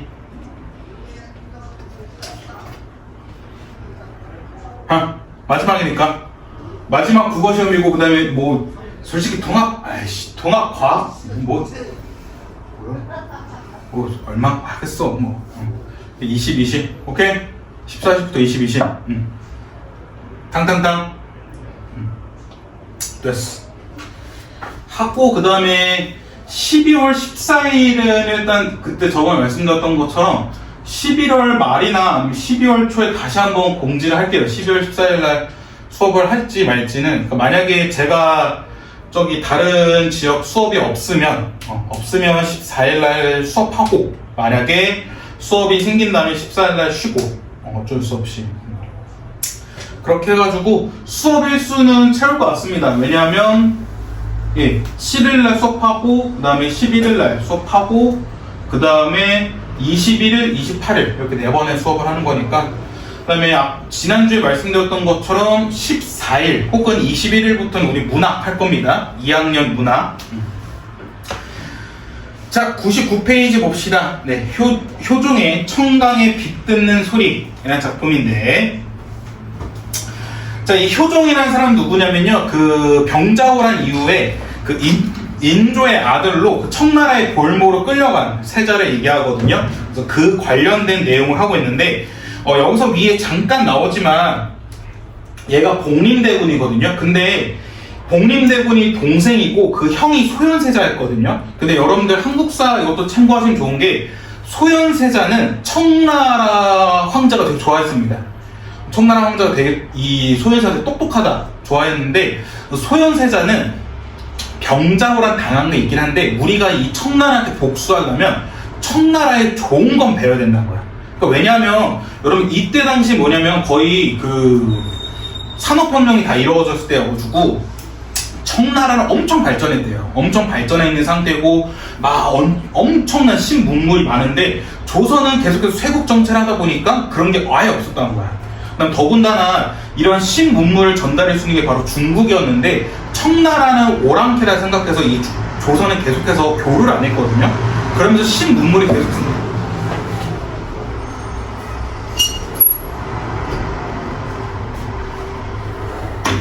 신문물이 늦게 들어오다 보니까 조선의 발전이 너무 느려져서 소현세자는 배울 건 배우고 복수를 하자라는 거였는데, 복림대군은 자신의 아버지 인조랑 똑같았습니다. 뭘 배워? 일단 다 죽여. 저 청나라 새끼들 다 죽이고 봐야 돼 라고 생각했던 게 복림대군이거든요. 되게 좀 엄청난 극단적인 사람. 그래서 복림대군이 추후에 효종이라는 왕이 되었을 때 이 사람이 첫 번째 한 게 뭐냐, 북벌론이었습니다. 청나라 치자 이거였기 때문에, 그래서 이 사람을 보시면 작품에서 청나라에 대한 좀 원망보다는 분노가 엄청 많아요. 한번 다 작품 보시면, 청강에 빛듣는 소리 귀 무엇이 우스운데 만산 홍록이 휘두르며 웃는 거야. 두어라 춘풍이 몇 날이며 우울 뒤로 웃어라 하고 있는데, 자, 여기서 청강이란 건 일단 첫 번째, 청강이란 건 청나라를 얘기하고요. 그 다음에 청이라는 푸를청이라는 색채어 체크할 수 있고, 그러니까 자신 있는 지금 청나라에 빛듣는 소리가 있답니다. 빛듣는 소리라는 건 이제 막 비가 떨어지는 소리인데, 그게 마치 화자의 심정을 얘기하고 있는 거거든요. 그러니까 나는 되게 침울해. 막 비 오는 것처럼 난 계속해서 눈물이 나는데, 이 청나라, 청강에 있는 애들은 우리가 도대체 뭐가 웃어서 이렇게 얘네는 비웃고 있지? 우습간대가 이제 비웃고 있다는 건데, 얘는 왜 비웃고 있지? 이 새끼들 봐라 하고 있는데, 만산홍록이 뭐냐면, 만산홍록이 엄청 푸르디 푸른 자연을 얘기하는데, 이 푸르디 푸른이 바로 청나라를 얘기합니다.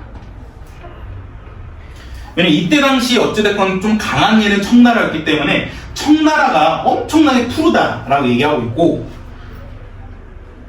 근데 이거 체크할 수 있는 게 뭐냐면, 두어라, 그냥 또 명령적 어조를 두고 있는데, 저 새끼들 저렇게 비웃는 거 그냥 두자. 왜? 춘풍이 몇 날이나 이어지겠느냐 해가지고, 이 청나라의 지금 이 강력함이 언제까지 이어지겠느냐. 어찌됐건 간에 춘풍이란 것은 봄날의 그 햇볕은 여름이 지나고 가을이 되면 다 지게 마련이거든요. 그러니까 어찌됐건 간에 얘네는 가을이라는 쇠퇴의 길을 걷게 될 거니까 그냥 놔둬. 이 새끼도 너네 나중에 보자 라는 식의 독수심을 드러내는 게 청강에 빛듣는 소리라는 작품입니다. 오케이? 어렵지 않죠? 자, 그 다음에 101페이지 어이 못 얻던가 라는 작품이 있는데, 이거는 여러분들 사설 시조로 여러분들 외부 지문을 많이 보셨을 겁니다. 학교 문제에서 시조 외부 지문으로 많이 나왔었기 때문에 잘 체크해 두시면 좋은데, 일단 첫 번째 보시면 어이 못 오던가, 무슨 일로 못 오던가, 너 오는 길에 무쇠로 성을 쌓고 성 안에 담을 쌓고 담 안에 집을 짓고 집 안에 두지 놓고 두지 안에 궤를 놓고 그 안에 너를 필자형으로 결박하여 상비목 걸쇠에 금거목 자물쇠로 수기수기 잠가서 너 그래서 못 오더냐. 한 해도 12달이고 한 달도 30달인데 날 보러 오는 날이 없겠느냐 하고 있는 건데, 그러니까 이게 지금 화자는 어떤 대상을, 임을 기다리고 있는 건데 이미 계속해서 안 오는 겁니다. 그래서 이미 안 오는 이유가 무엇이냐? 너가 오는 길에 누가 엄청난 단단한 새로 성을 딱 쌓고 성 안에 담을 만들고 그 담 안에 집을 만든 다음에 그 집 안에 어떤 결박함을 둘 수 있는 박스를 둔 겁니다. 박스를 둔 다음에 그 박스에 너를 필자용으로 이렇게 수갑을 채운 다음에 거기에 결박해 놓고 그 다음에 그걸 또 자물쇠를 잠궜느냐.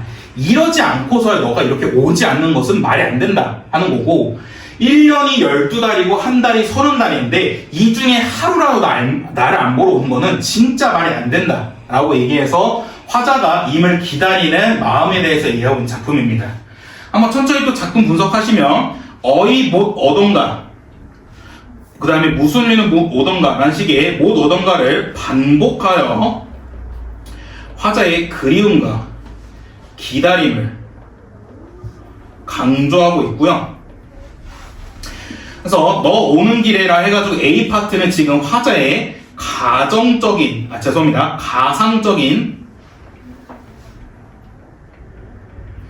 상황을 설정한 건데, 솔직히 누가 이렇게 하진 않겠죠? 그래서 지금 과장법을 통해 드러내고 있고, 그래서 이미 못 오는 이유를 추측하고 있는 겁니다.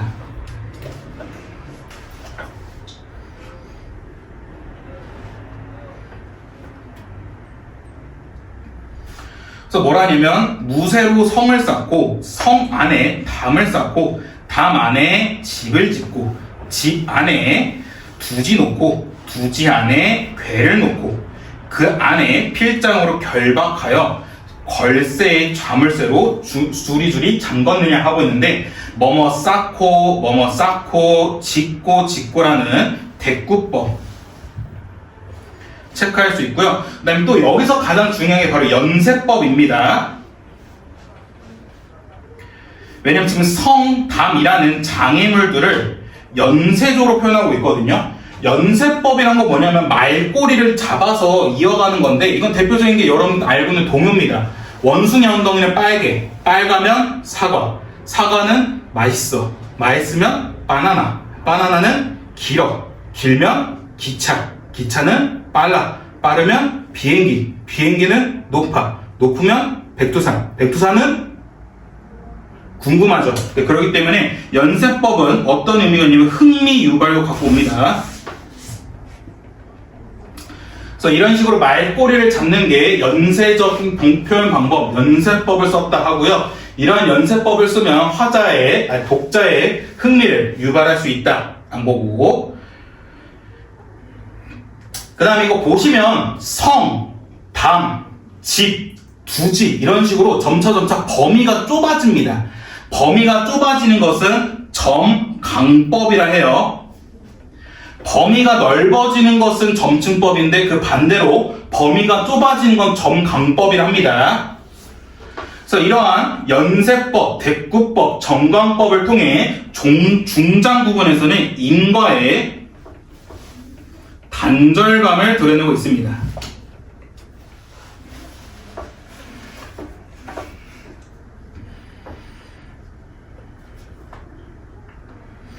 그래서 한 해도 12달이고 한 달도 30달인데 날 보러 온 날이 없겠느냐라는 식의 마지막에서는 화자의 직설적인 질문으로 화자의 기다림 혹은 감정에 대해서 얘기하고 있다. 한번 체크할 수 있고요. 그 다음에 한 달, 12, 30이라는 숫자를 사용하여 화자의 정감의 깊이, 정서의 깊이를 드러내고 있다라는 것도 특징으로 볼 수 있습니다.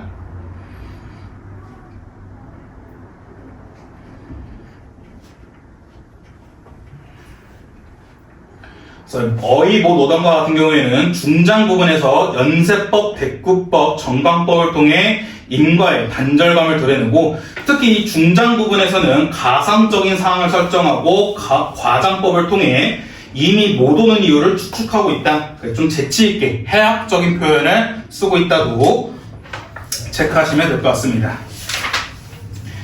자, 그 다음 103페이지입니다. 개야미 불개야미라는 작품인데, 자, 이 개야미 불개야미 같은 경우에는요, 좀 탐관오리나 아니면 우리 앞에서 봤던 정과정이랑 좀 비슷한 내용입니다. 그러니까 어찌됐건 간에 말도 안 되는 짓을 하는 탐관오리 등이나 자신을 참소하는, 모함하는 사람에 대한 좀 비판을 드러내고 있는데, 개야미 불개야미 잔등 똑 떨어 부러진 불개야미 앞발에 종정나고 뒷발에 종기난 불개야미가 광릉 샘제를 넘어 들어가서 가람의 허리를 가를 물어서 추여들고 북해를 건넌단 말이 있어이다 니만이나 온놈이 온말을 하여도 님이 짐작하여소서 하고 있는데, 이게 무슨 말이냐면요, 이 개미가 그겁니다. 진짜 우리가 알면 그 개미인데 그 개미가 어떠냐면 앞발에 정종이 났던 건데, 정종이라는 호랑이 같은 발을 얘기하거든요. 그 발이 나고요, 뒷발엔 종기가 났답니다. 종기는 이제 좀 커다란 또 뒷발을 얘기하는 건데, 이 개야미가 샘제를 넘어서 가람이란 건 강이거든요. 강의 허리를 가로질렀답니다. 그러니까 말 그대로 한강을 건넜다는 거야. 한강을 건너고 북해는 보통 큰 바다를 얘기하거든요. 큰 바다까지 건넜단 말이 있답니다. 이거 진짜겠어요? 거짓말이겠어요? 거짓말이겠죠. 그래서 이런 식의 허황된 거짓말이 있습니다, 니마. 이거 말이 된다 생각해서 니마? 말이 안 되죠. 그렇기 때문에 잘못된 놈들이 잘못된 말을 하더라도 이미 잘 가려서 받아주세요 라고 하는 겁니다. 오케이? 자, 보시면 개암이란 것은 이제 좀 무기력하고 무능한 존재를 얘기하거든요. 그러니까 이거 보통 화자 자신을 얘기합니다. 근데 앞발에 정종이 나고 그다음에 뒷발에 종기난 얘가 뭐 가람의 허리를 건너고 북해까지 건넜단 말이 있다라는 건데, 이게 바로 허황된 상황을 점층적으로 제시하고 있고요. 그래서 보시면 반복과 확장을 통해서 자신의 억울한 의미를 강화하고 좀 극단적으로 과장하고 있습니다.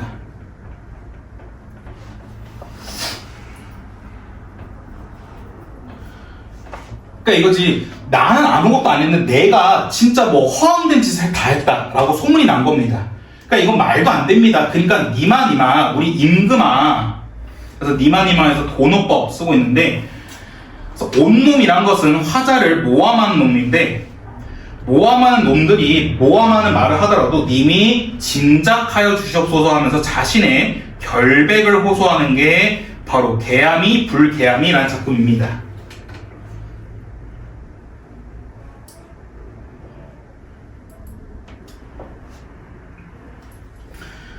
그래서 이런 식의 허황된 사항을 점층적으로 제시하면서 어떤 효과를 얻을 수 있냐면요, 좀 해학적인 것도 체크할 수 있습니다. 그 다음에 이 개야미 불개야미 또 시험 문제에 나오는 형식적 특징이 뭐냐면요, 개야미 불개야미 잔등 똑 부러진 불개야미, 이거 무슨 구조랑 좀 비슷하죠? 가시리 파트에 좀 비슷했죠? 가시리 있고 A, B, A의 구조도 볼 수 있다라는 거 체크하시면 될 것 같습니다.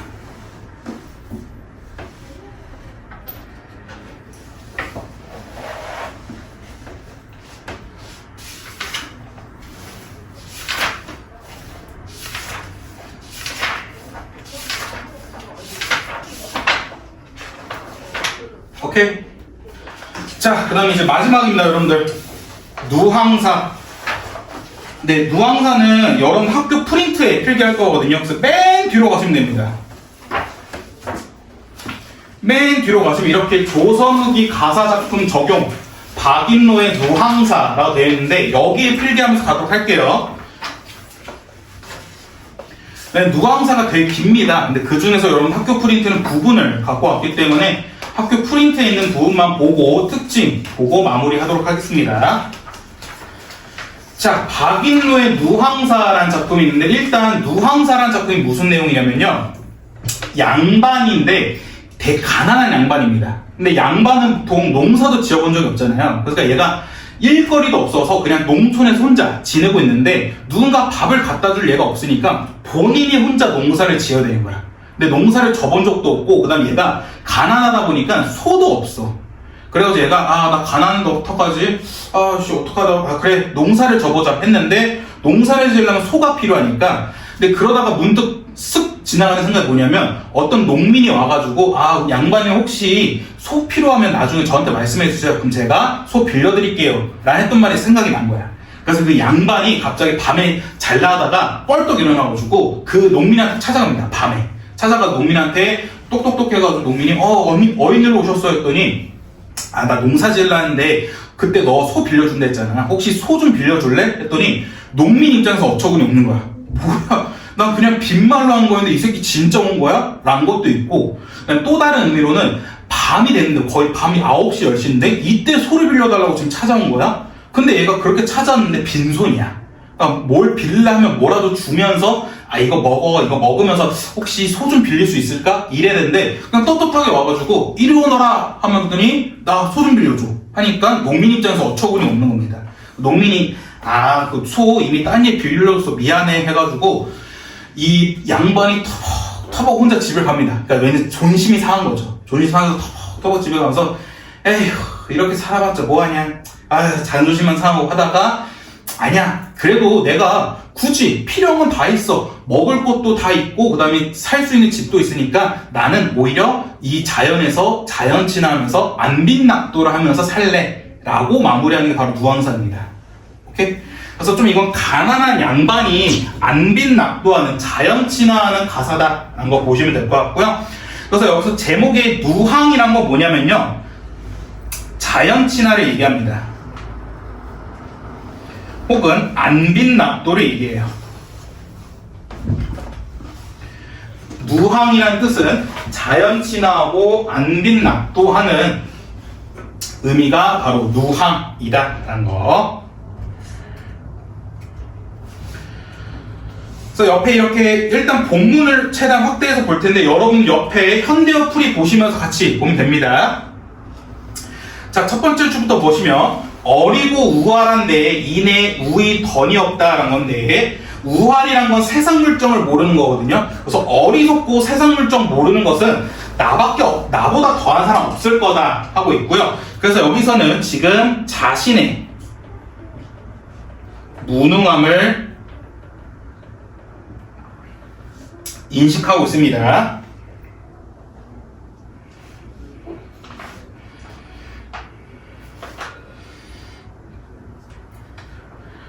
그 다음에 길류황복. 길류황복은 인생이 좋고 나쁜 것은 하늘에 붙여놨답니다. 하늘에 붙여놨던 것은 바로 다 운명에 맡기겠다라는 거기 때문에 운명론적 태도를 체크할 수 있고요. 그래서 인생에 좋고 나쁜 건 다 하늘에 맡겨두자, 운명에 맡기자. 누황 깊은 곳에 초막을 지어두고, 그러니까 누추한 깊은 곳에 초가집을 지어두고, 풍조 우석에 석은 디피 섭이래야라는 건데, 이건 무슨 말이냐면, 풍조 우석이란 것은 날씨가 되게 안 좋은 겁니다. 아침에 바람 불고 그 다음에 밤에는 비가 내리는 거거든요. 그러니까 되게 좋지 않은 날씨에 석이란 것 좀 먹을 만한 것들인데 이게 다 썩었다는 겁니다. 다 썩어가지고 설대인 속냄은 빈배에 새킬 뿐이다라는 건데, 그러니까 설대인 숙냉이랑 죄송합니다. 석포밥 다호쪽에 연기도 하도할샤라고 하고 있는데, 그러니까 이게 밥을 조금 만들거나 죽을 조금 만드는 거거든요. 그러니까 호피라는 게 큰 단위가 아닌데 아주 조그만 밥과 죽을 만드는데도 연기가 너무 난다는 겁니다. 그래서 여기서 석포밥과 닷홑죽이란 것은 되게 초라한 음식으로 화자의 궁핍한 형편을 체크할 수 있습니다.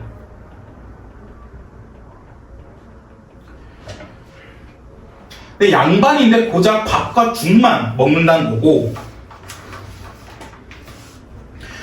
설대인 숭냉에 빈배 새길 뿐이다라는 건데, 숭냉이라는 건 여러분들 그거거든요. 누룽지? 누룽지를 끓여가지고 빈배를 겨우겨우 채울 뿐이다 해가지고 여전히 궁핍한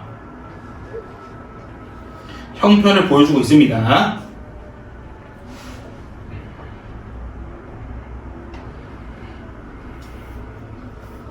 근데 그 다음에 뭐라냐면, 내 생애가 이러한들 장부 뜻을 옮길랭가, 그러니까 장부 뜻이란 건 바로 안빈낙도인데, 내가 이렇게 궁핍하게 산들 하더라도 이 안빈낙도의 뜻을 버릴 수 있겠느냐? 버릴 수 없다. 그래서 옮길런가는 서리법 쓰고 있는 거고요.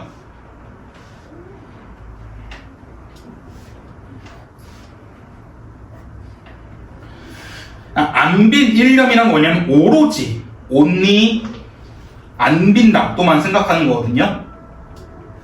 오로지 안빈낙도만 생각하는 마음은 적을 수는 있겠지만 버리진 않겠다. 계속해서 품고 있겠다.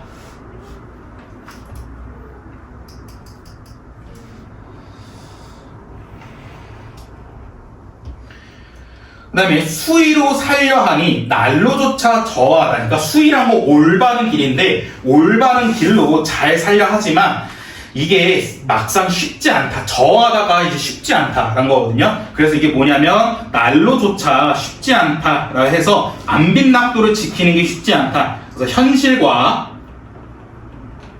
신념 사이에 괴리감을 드러내면서 화자의 탄식을 드러냅니다. 그러니까 수의, 안빈낙도, 좋은 생각, 올바른 생각을 하면서 살고 싶은데 이게 막상 쉽진 않네. 그래서 현실과 신념 사이에 괴리감을 드러내서 화자의 탄식을 드러내고요. 그다음 뭐라 하냐면 가을이 부족한데, 이때 가을, 계절적 배경, 가을이 부족한데 봄이라고 여유가 있겠느냐. 그 다음에 주머니가 비어있는데 병이라고 술병에 뭐가 있겠느냐 해서 대꾸법을 통해서 화자의 또 삶을 보여줍니다. 그러니까 여전히 궁핍하다. 서리법을 통해 화자의 궁핍함을 계속해서 드러내고 있어요. 그러니까 우리가 아까 말씀드렸던 건 가을은 수확을 하는 계절이기 때문에 되게 풍요로운 계절인데, 가을도 이렇게 부족한데 봄이라 해서 여유가 있겠어? 내가 지금 당장 주머니가 비어있는데 술병에 술이 있겠어? 라는 식으로 서리법을 통해 화자의 궁핍함을 드러내고 있고요. 그래서 빈곤한 인생은 천지간의 나뿐인 것 같다. 이렇게 가난하게 사는 건 나밖에 없는 것 같아. 난 기한이 절신하다. 기한이 절신하다는 것은 기한이 오한과 추위를 얘기하는 거거든요. 이 배고픔과 추위를 절신하다, 절이 괴롭히다는 건데 이 몸을 괴롭히고 있는데, 그래도 내가 일단심이란 것은 일편단심으로 안빈낙도에 대한 일편단심을 얘기하거든요. 아무리 추위와 배고픔이 내 몸을 괴롭힌다 하더라도 일편단심, 안빈낙도를 잊을 수 있겠느냐? 서리법을 통해 잊을 수 없다. 절대 안빈낙도를 잊지 않겠다 라고 얘기하고 있고,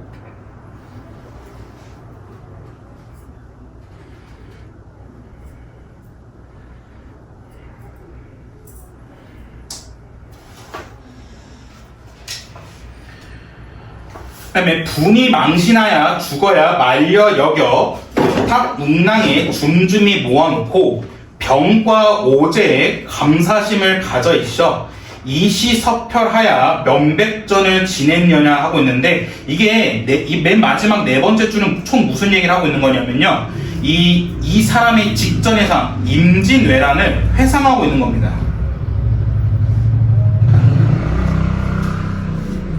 뭐라 회상하고 있느냐, 의에 분발하여 제 몸을 돌보지 않고 죽어서 그만두겠나로 하고 마음 먹고 전대와 망태에 한 줌 한 줌 모아놓고 전란 5년 동안에 용감하게 죽고 말리라는 마음을 가지고 있기 때문에 내가 몇백 전쟁을 치를 수 있었느냐. 그러니까 이 마음 덕분에 내가 임진왜란을 치를 수 있었다라고 얘기하는 겁니다.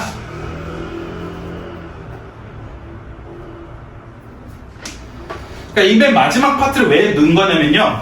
내가 임진왜란 이런 때도 전쟁 때도 이렇게 살아남았는데 고작 배고픔과 추위 때문에 내가 내 뜻을 버리겠어? 라고 말하는 파트입니다. 오케이? 자, 그 다음에 중략 다음에는 이제 아까 제가 말씀드렸던 소를 빌리러 가는 과정입니다. 소를 빌리러 가는데 뭐라 하냐면 소 한 번 빌려주마라고 엄섬이 하는 말을, 그러니까 소 한 번 빌려주겠다라고 했던 말이 엉성했던 말을 한번 믿어보겠다는 건데, 자, 여기 중략 다음부터는 뭘 체크하셔야 되냐면 여기부터는 화자와 소 주인의 대화가 등장하거든요. 근데 화자가 하는 말은 빨간색으로 밑줄 칠 테고 소 주인이 하는 말은 파란색으로 밑줄 칠게요. 오케이? 구분하기 위해서. 여기 파트에서는 화자와 소 주인이 서로 대화하는데 화자가 하는 말은 빨간색으로, 소 주인이 하는 말은 파란색 체크할게요. 뭐 만약에 빨간색이 없으시면 물결로 하시면 될 것 같습니다. 빨간색은 화자가 하는 말은 그냥 빨간색, 소 주인이 하는 말은 물결로 이렇게 체크하시면 될 것 같아요. 오케이? 소 한 번 빌려주마 했던 게 이제 바로 소 주인이 했던 말입니다.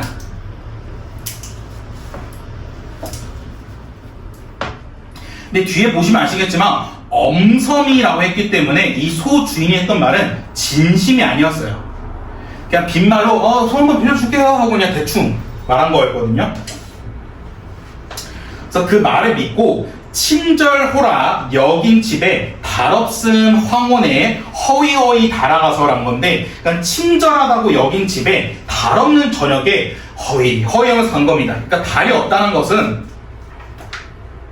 달 없는 황혼에 간 이유가 뭐냐면 달이 없으면 밝지가 않잖아요. 그러니까 이 화자가 쪽팔린 거야. 왜냐면 낮에 가서 소를 빌려달라고 하면 사람들이 다 쳐다볼 거 아니야. 그 다음에 또 달이 떠 있으면 그 달 떠 있을 때도 내가 이렇게 가면 사람들이 볼 거 아니야. 뭐야? 저 어디 가면서 볼 거니까 달이 없을 때 어둑어둑했을 때 일부러 찾아나옵니다. 그래서 이 달 없는 황혼이라는 시간적 배경을 통해서 화자의 내면 심리를 암시하고 있다는 거 체크할 수 있습니다. 여기서 화자의 내면 심리는 바로 부끄러움이에요. 그러니까 굳이 달이 없는 황혼, 그러니까 달이 없는 완전 밤에 찾아간 이유가 뭐냐? 사람들이 알아보지 않도록. 왜냐하면 부끄럽기 때문에 이러한 시간적 배경은 화자의 내면 심리를 암시하고 있다는 걸 체크할 수 있고, 그 다음에 허위를 가는데 이건 좀 허둥지둥 간 겁니다. 그래서 허위라는 의태어를 사용하여 화자의 좀 기대감도 드러내고 있는 거예요. 그러니까 친절했으니까 내가 가면 그래도 소 빌려주지 않을까? 라고 이제 기대감을 갖고 가는 겁니다. 그 다음 페이지 보시면 굳이 닫은 문 밖에 어둡게 혼자 서서 하고 있는데, 굳게 닫은 문 밖에 혼자 애매하게 서 있는 겁니다. 그러니까 되게 궁색해 보이죠?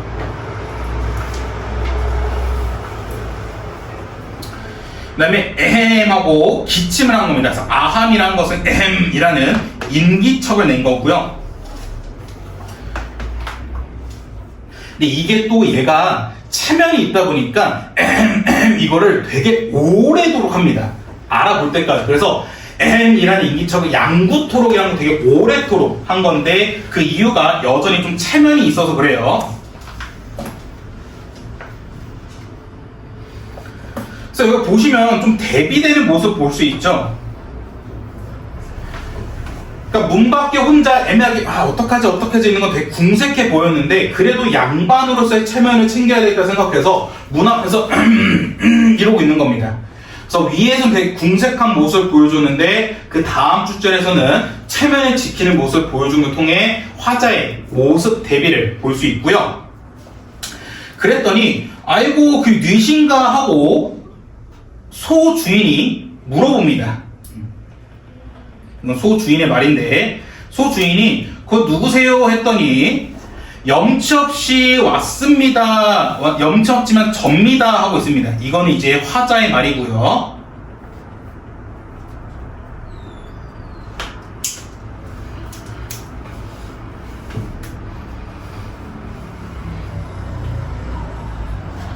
그래서 초경도 거인데 그 어찌 와 계셨습니까? 하고 있는데 이것도 이제 소 주인의 말입니다. 근데 여기서 초경이란 건 언제냐면요, 오후 7시부터 9시까지입니다. 여러분들 이것도 알고 계셔야 돼요. 초경의 나이, 초경의 시간을 알고 계셔야 됩니다. 왜냐면 초경이라 밑줄 쳐놓고 이거를 가끔씩 9시부터 11시 이렇게 바꿔서 낼 때 있거든요. 그래서 초경이란 것은 오후 7시부터 9시라는 시간으로 소 주인이 초경도 거의 됐는데 어찌 와 계십니까? 했더니 연년에 이러하기 참 구차한 걸 알지만 소 없는 군가의 해엄이라는 게 걱정이거든요. 그래서 농사 걱정을 얘기합니다. 농사 걱정이 많아서 왔습니다 하고 있습니다. 그래서 연년부터 왔습니다까지는 이제 화자의 말입니다. 그래서 매년 이렇게 부탁하는 것도 좀 구차한 걸 알지만 소가 없는 궁핍한 집에 농사 걱정이 많아서 왔습니다 해가지고 좀 자존심이 이제 없는 사정하는 말투죠. 그러니까 왜냐면 양반이 농민한테 그냥 빌리러 왔으면 신분체계 때문에 그냥 소 좀 빌리러 왔어 이렇게 말할 법한데, 얘도 이제 자존심이 거의 다 닳았기 때문에 아니 그냥 소 좀 빌리러 왔어요, 좀 미안해요, 구차하지만 좀 죄송합니다 라는 식으로 좀 사정하는 말투를 보여주고요.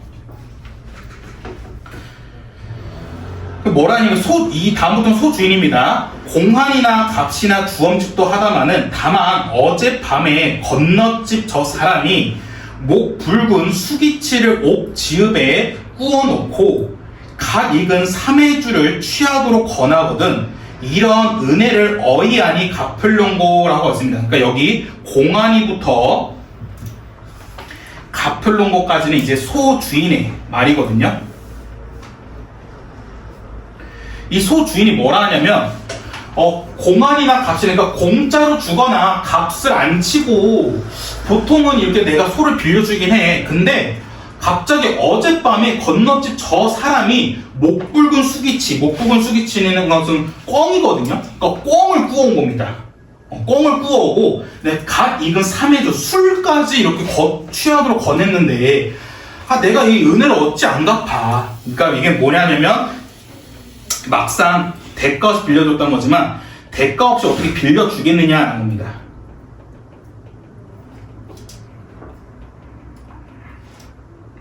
하고 내일로 주마하고 큰 연약을 했다는 겁니다. 그래서 이게 바로 소 주인이 소를 빌려줄 수 없는 거절의 이유입니다.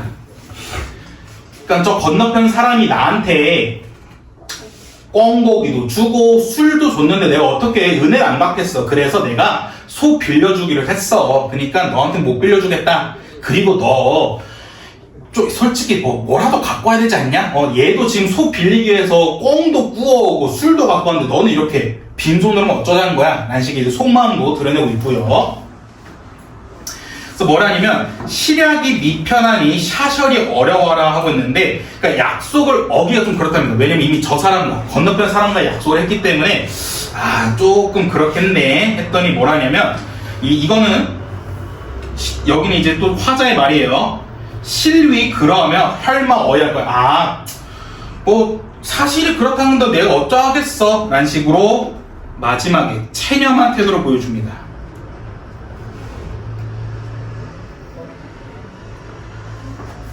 그래서 여기서 가장 시험 문제 많이 나오는 게 뭐냐면 화자와 소 주인의 대화를 직접 제시함으로써 현장감을 되게 느끼게 해줍니다.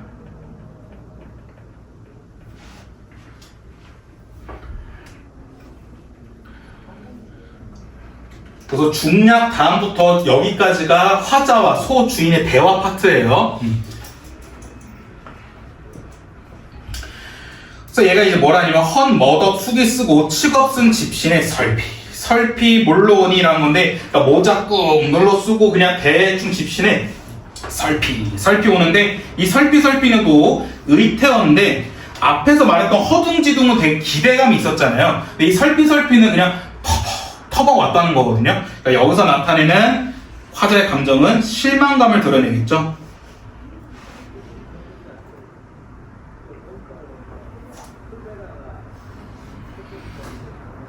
그래서 설피 걸어오니 풍채 적은 허용이란 건데, 이 풍채가 적은 허용이란 건 뭐냐면 되게 왜소한 체격을 얘기하는 거거든요. 되게 초라하고 왜소한 화자를 얘기하는 건데, 이 초라하고 왜소한 화자가 지나가는데 개가 짖는답니다. 그래서 개가 짖으니까 되게 위축되겠죠. 그래서 본인의 실망감과 위축감을 좀 더 강조시키는 게 바로 이 개입니다. 그러니까 여러분들 어떻게 생각하시면 되냐면, 여러분들이 뭐 그럴 일은 없겠지만 반드시 기말고사를 봤는데 모든 과목을 다 망쳤어. 통합과학까지 봤는데 다 망쳤어. 이러고 봐서 와, 기말 개망쳤다 하면서 집에 터벅터벅 가는데 갑자기 지나가는 개가 너네들만 보면 와와와 짖어. 그럼 너네가 어떤 생각? 씨발 개까지 지랄이네 이런 생각 할 거 아니에요. 그러니까 이 사람도 지금 그겁니다. 아휴, 소도 못 빌리고 그냥 집에 가고 있는데 근데 터벅터벅 하는데 옆에 개까지 짖으니까 아씨 깜짝이야, 개까지 나한테 뭐라 하고 있네 하면서 자신의 위축감과 실망감을 좀 더 강조하고 심화시키는 게 바로 개 역할이고요. 그 다음에 와실에 들어가서, 그러니까 누추한 집에 들어갔더니 잠이 와서 누워 있겠느냐, 잠도 안 온다. 북창을 비껴 앉아 세배를 기다리니, 그러니까 세배란 건 새벽이고요. 새벽을 기다리니 무정한 대승, 이 대승이란 건 새거든요. 이 무정한 대승은 어이 하늘 돋구느냐라는 건데, 그러니까 이 새 울음소리까지도 자기의 심정을 더 돋구는 겁니다. 그래가지고 이 대승은 정서를 심화시키는 역할을 하고 있고요. 그 다음에 종조 추창인데, 이건 이제 아침이 밝아오는 건데, 아침이 밝아올 때까지 먼 들을 바라보니 즐기는 농가도 흥없어 들리노나 하고 있는데, 그러니까 지금 가을이기 때문에 얘네들은 이제 다 농사 짓고 있는 거거든요. 그러니까 나 빼고 다 즐거워 보이는 거야. 그래서 막 농가가 노래 부르면서 놀고 있는데, 그게 마치 나한테는 아무런 감정이 없어, 아무런 감흥이 안 와 라고 얘기하고 있는 거고. 그 다음 페이지,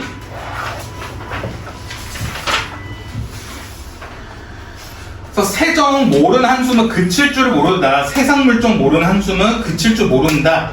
아껴온 저 소비는 이제 쟁기인데, 쟁기는 또 날도 좋아요. 또 뭐라 하냐면, 만약에 소만 있다면 가시 엉큰 밭도 쉽게 갈 수 있겠다. 용이하다가 쉽게 라는 뜻인데, 그러니까 이 밭도 가시가 막 엄청 많은 이 밭도 내가 소만 있었으면 잘 할 수 있었을 텐데, 허당 반벽에 쓸데없이 걸려고야. 쓸데없이 이렇게 갈고리만 걸려 있는 겁니다. 왜냐면 나 소가 있어야 이 갈고리를 쓸 수 있는데, 소가 없기 때문에 아휴, 제가 있어봤자 뭐하냐, 저렇게 날이 좋아봤자 뭐해, 소가 없는데 하고 있는 거고. 충경도 거의로다라는 건데, 충경이라는 건 이제 봄가리라는 건데, 이게 바로 가난을 더욱 실감나게 해주는 겁니다. 왜냐면 보통 충경이라면 먹을 게 되게 많아야 되거든요. 근데 얘도 먹을 게 없으니까 더욱 가난을 실감나게 하는 거고요. 그 다음에 뭐라냐면 강호한 꿈이 바로 자연과 함께 사는 자연 친화,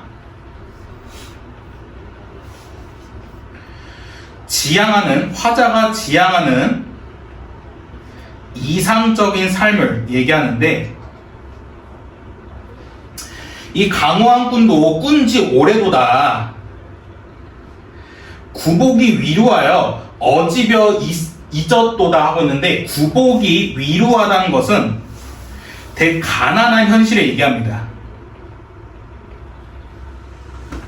그래서 강호한 꿈은 화자의 이상이고, 근데 화자의 현실은 구복이 위루한 되게 가난한 현실을 얘기해서 이상과 현실이 대비되는 모습을 보여주고 있고요. 그래서 이 가난한 현실에 내 지향하는 삶, 이상적 삶도 거의 잊을 뻔했다.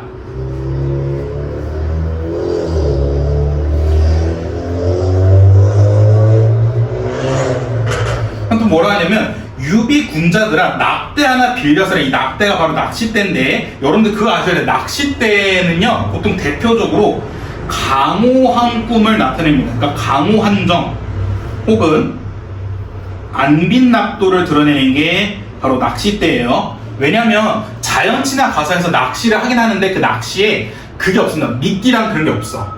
갈고리 그런 게 없기 때문에 그냥 강에서 놀기 위해서 낚시만 하는 겁니다. 그러니까 낚시를 뭐 통해 낚으려는 게 아니라 그냥 아이템이야. 아이템을 그냥 툭 두는 거기 때문에 그래서 유비군자들아 낚싯대 하나 빌려줘라. 노화 깊은 곳에 명월청풍 볕이 되어 그러니까 아주 깊은 자연 속에 명월청풍 바람과 달이 덫이 되어줘서 님자 없는 풍월 강산에 그러니까 님자가 없는 자연에서 절로절로 늙으리라 해서 이제는 자연 친화하겠다는 태도를 딱 보여줍니다. 그래서 뭐라 하냐면 무심한 백구야 오라 하며 말라 하랴. 이 백구가 대표적인 자연과의 무라일체를 드러내는데 다툴 리가 없으는 건 다만 너 같다. 그러니까 나는 자연에서 너랑 함께 잘 자연 친화하면서 살겠다라고 얘기하고 있고요.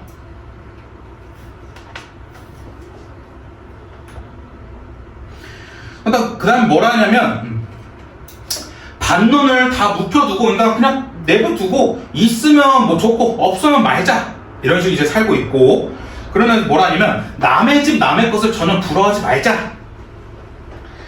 내 빈천을 슬기롭게 여겨서 손을 해다 물러가며 남의 부기를 불리하다 여겨서 손을 치다 나가오냐라는 건데 그러니까 이게 무슨 말이냐면 내 빈천을 싫다 해가지고 이렇게 가 한다 해서 이 빈천이 간다는 것도 아니고 남의 부기를 내가 부럽게 생각한다 해서 이리와 해도 오지 않는다는 겁니다.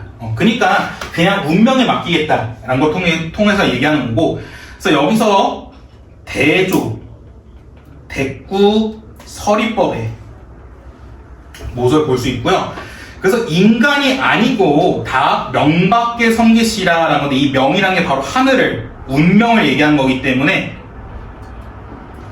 그래서 운명에 맡기겠다 운명론적 태도를 보이고요.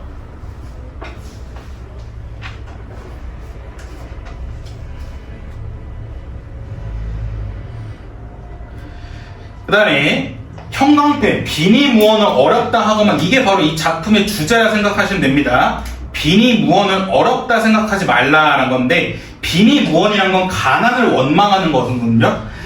죄송합니다. 가난을 원망하지 말자라는 건데 가난을 원망하지 않는 태도를 어렵다 생각하지 말자 해서 이게 바로 화자의 가치관, 작품의 주제를 드러냅니다. 그래서 가난을 원망하지 않는 태도를 어렵다 생각하지 말고 그 다음 페이지 내생이 이러한들 서러운 뜻은 없다. 난 단사표음은 가난을 얘기하는 건데 단사표음의 이도 좋게 여기니까 이 가난한 삶을 그냥 만족스럽게 생각하겠다. 내 운명이다 생각하겠다 라는 거고 평생의 한 뜻을 온포에 업노래라 하고 있는데 이 온포라는 게 뭐냐면요 풍족한 생활을 나타내요. 그러니까 내 뜻을 이런 속세, 세속적인 가치, 풍족에 두지 않겠다는 겁니다. 그래서 태평천하의 충과 효를 내 뜻으로 삼아서 화형제 신붕우란 건 뭐냐면 형제와는 사이좋게 지내고 그다음 친구끼리 서로 잘 믿는다는 건데 이게 대표적인 유교적인 이념입니다. 혹은 유교적 윤리를 얘기하는데 이 유기적 윤리를 난 따르겠다. 그 다음에 그 밖에 남은 일이라는 거 바로 현실적인 문제인데 현실적인 문제는 그냥 두겠다. 운명에 맡기겠다라는 겁니다. 그래서 마지막에 나는 유교적인 이념만 갖고 있고 현실적인 문제, 뭐 돈이나 먹을 거 이런 것들 그냥 운명에 맡기고 살겠다 해가지고 화자의 운명론적 태도를 볼 수 있고, 그래서 이걸 통해 뭘 체크할 수 있냐면요, 이러한 가난한 현실을 적극적으로 대응하지 않겠다는 겁니다. 적극적으로 대응하지 않고 유교적 도리를 통해 화자의 내적 갈등을 해소하겠다라는 게 누항사의 포인트입니다.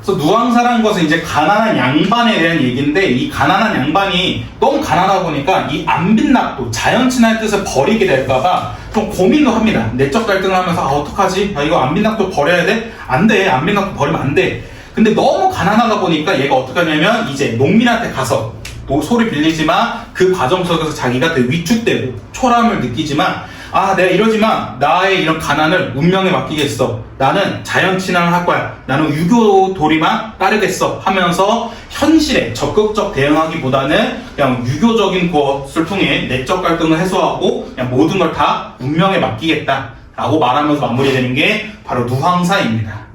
오케이? 그래서 누황사는 일단 시험제 이런 내용도 많이 나오고요. 그 다음에 두 번째 많이 나오는 게 우리 앞에서 봤던 여기 파트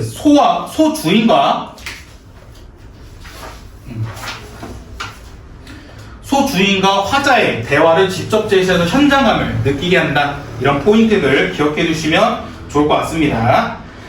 자, 그럼 앞으로 오셔서 누황사 포인트만 다시 한번 복습하고 넘어가도록 할게요. 107페이지.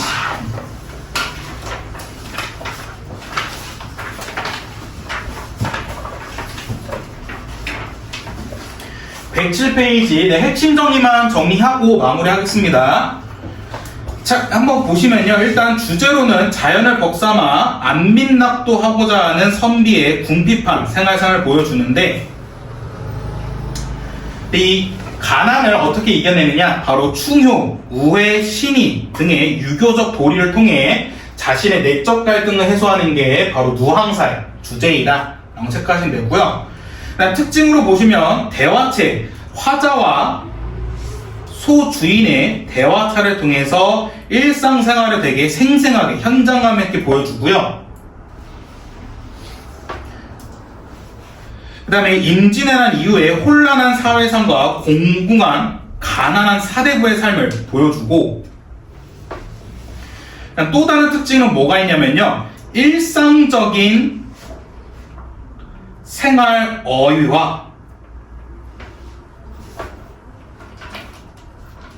그 다음에 한자어가 많았습니다.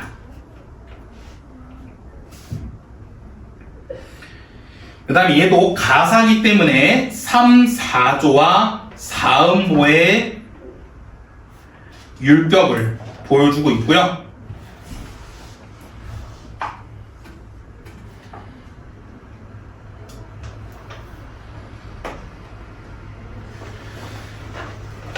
그 다음에 누황사의 중요한 포인트 두 가지만 짚고 갈게요. 누황사에 나왔던 내적 갈등은 어떤 내적 갈등을 보여주냐면, 안빈낙도라는 이상과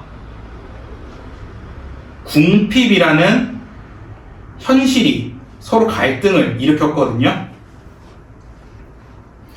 그래서 이러한 안빈낙도와 궁핍이라는 내적 갈등을 어떻게 다른 말로 할 수 있냐면, 고결한 삶과 현실의 부조화를 직설적으로 보여줬습니다. 그러니까 우리가 일반적으로 알고 있는 자연친화 가사와는 달라요. 우리가 일반적으로 알고 있는 자연친화 가사 같은 경우에는 그냥 자연 너무 좋다, 나 이렇게 사니까 너무 행복한데? 라는 내용만 있었는데, 여기서 나온 자연친화 안빈낙도 가사에서는 그렇게 사는 것도 중요하지만 나 지금 너무 가난해, 나 너무 가난해서 힘들어, 나 배고파, 이런 내용이 나오기 때문에 그래서 고결한 삶과 현실의 부조화를 직설적으로 보여주고 있다 라고 체크하시면 되고요. 그 다음에 누앙사의 제일 마지막 키포인트는 바로 의의 조선 후기 가사의 형광펜 새로운 주제와 방향을 제시하고 있습니다. 자, 이게 엄청 시험 문제 자주 나와요. 누앙사의 의는 새로운 주제와 방향을 제시하는데 어떤 식으로 주제와 방향을 제시하고 있냐면 첫 번째로 서정성이 떨어집니다. 그러니까 감정을 말하기보다는요, 자신이 처한 현실을 사실적으로 제시하고 있어요.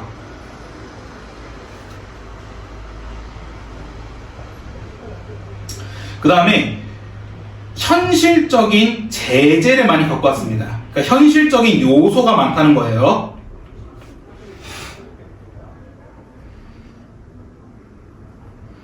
그 다음 무엇보다 이런 현실을 더욱 사실적으로 보여주다 보니까 산문 정신을 보여줍니다. 그러니까 산문 정신이란 건 되게 장형화, 길어졌다는 겁니다.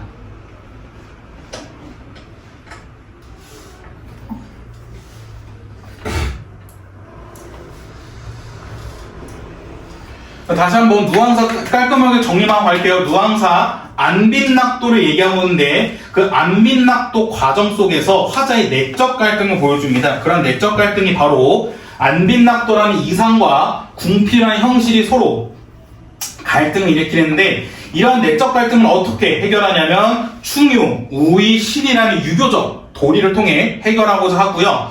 그 다음에 포인트가 뭐냐면 누앙사는 가사의 새로운 주제와 방향을 제시하고 있는데 일반적인 가사는 좀 서정적인 특징이 강한데 여기서는 그런 서정성이 떨어짐으로 현실을 오히려 사실적으로 보여주는데 더 중요하게 집중했고요. 그로 인해서 현실적인 제재, 현실적인 요소가 많이 등장했고 그로 인해서 또 되게 길어진 특징을 가지고 있다라는 거. 오케이? 자, 그래서 여러분들 옆에 이거 보시면 아시겠지만 108페이지 옆에 보시면 이런 문제들 있거든요. 이런 문제들 풀어오는 게 숙제고요. 근데 중간중간 보면 여러분들 시험 범위가 아니어서 삭제해야 되는 문제가 몇 문제 있어요. 그 문제들만 삭제하고 쉬는 시간 드릴게요. 일단 91페이지.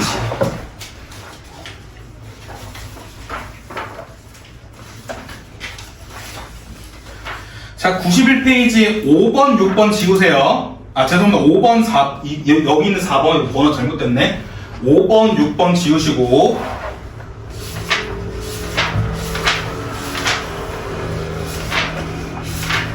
그 다음에 100페이지 2번 지우시면 됩니다. 100페이지 2번 지우시고 그 다음에 102페이지에 3번 지우시면 되고요. 그 다음에 103페이지에 2번 지우시고 104페이지에 3번 지우세요.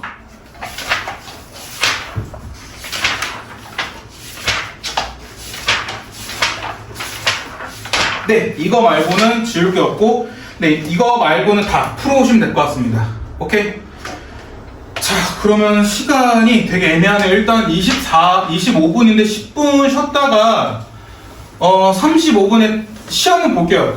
꼭 풀 1회. 그리고 우리가 꼭 풀 1회는 한번 봐야 될 것 같으니까 꼭 풀 1회는 보고요. 제가 총 꼭 풀 5개 만들었거든요. 5회까지. 원래는 2회를 여기까지 시험 보고 3, 4, 5를 숙제로 드리려 했는데 1회를 여기서만 보고 나머지 2, 3, 4, 5는 숙제로 드릴게요.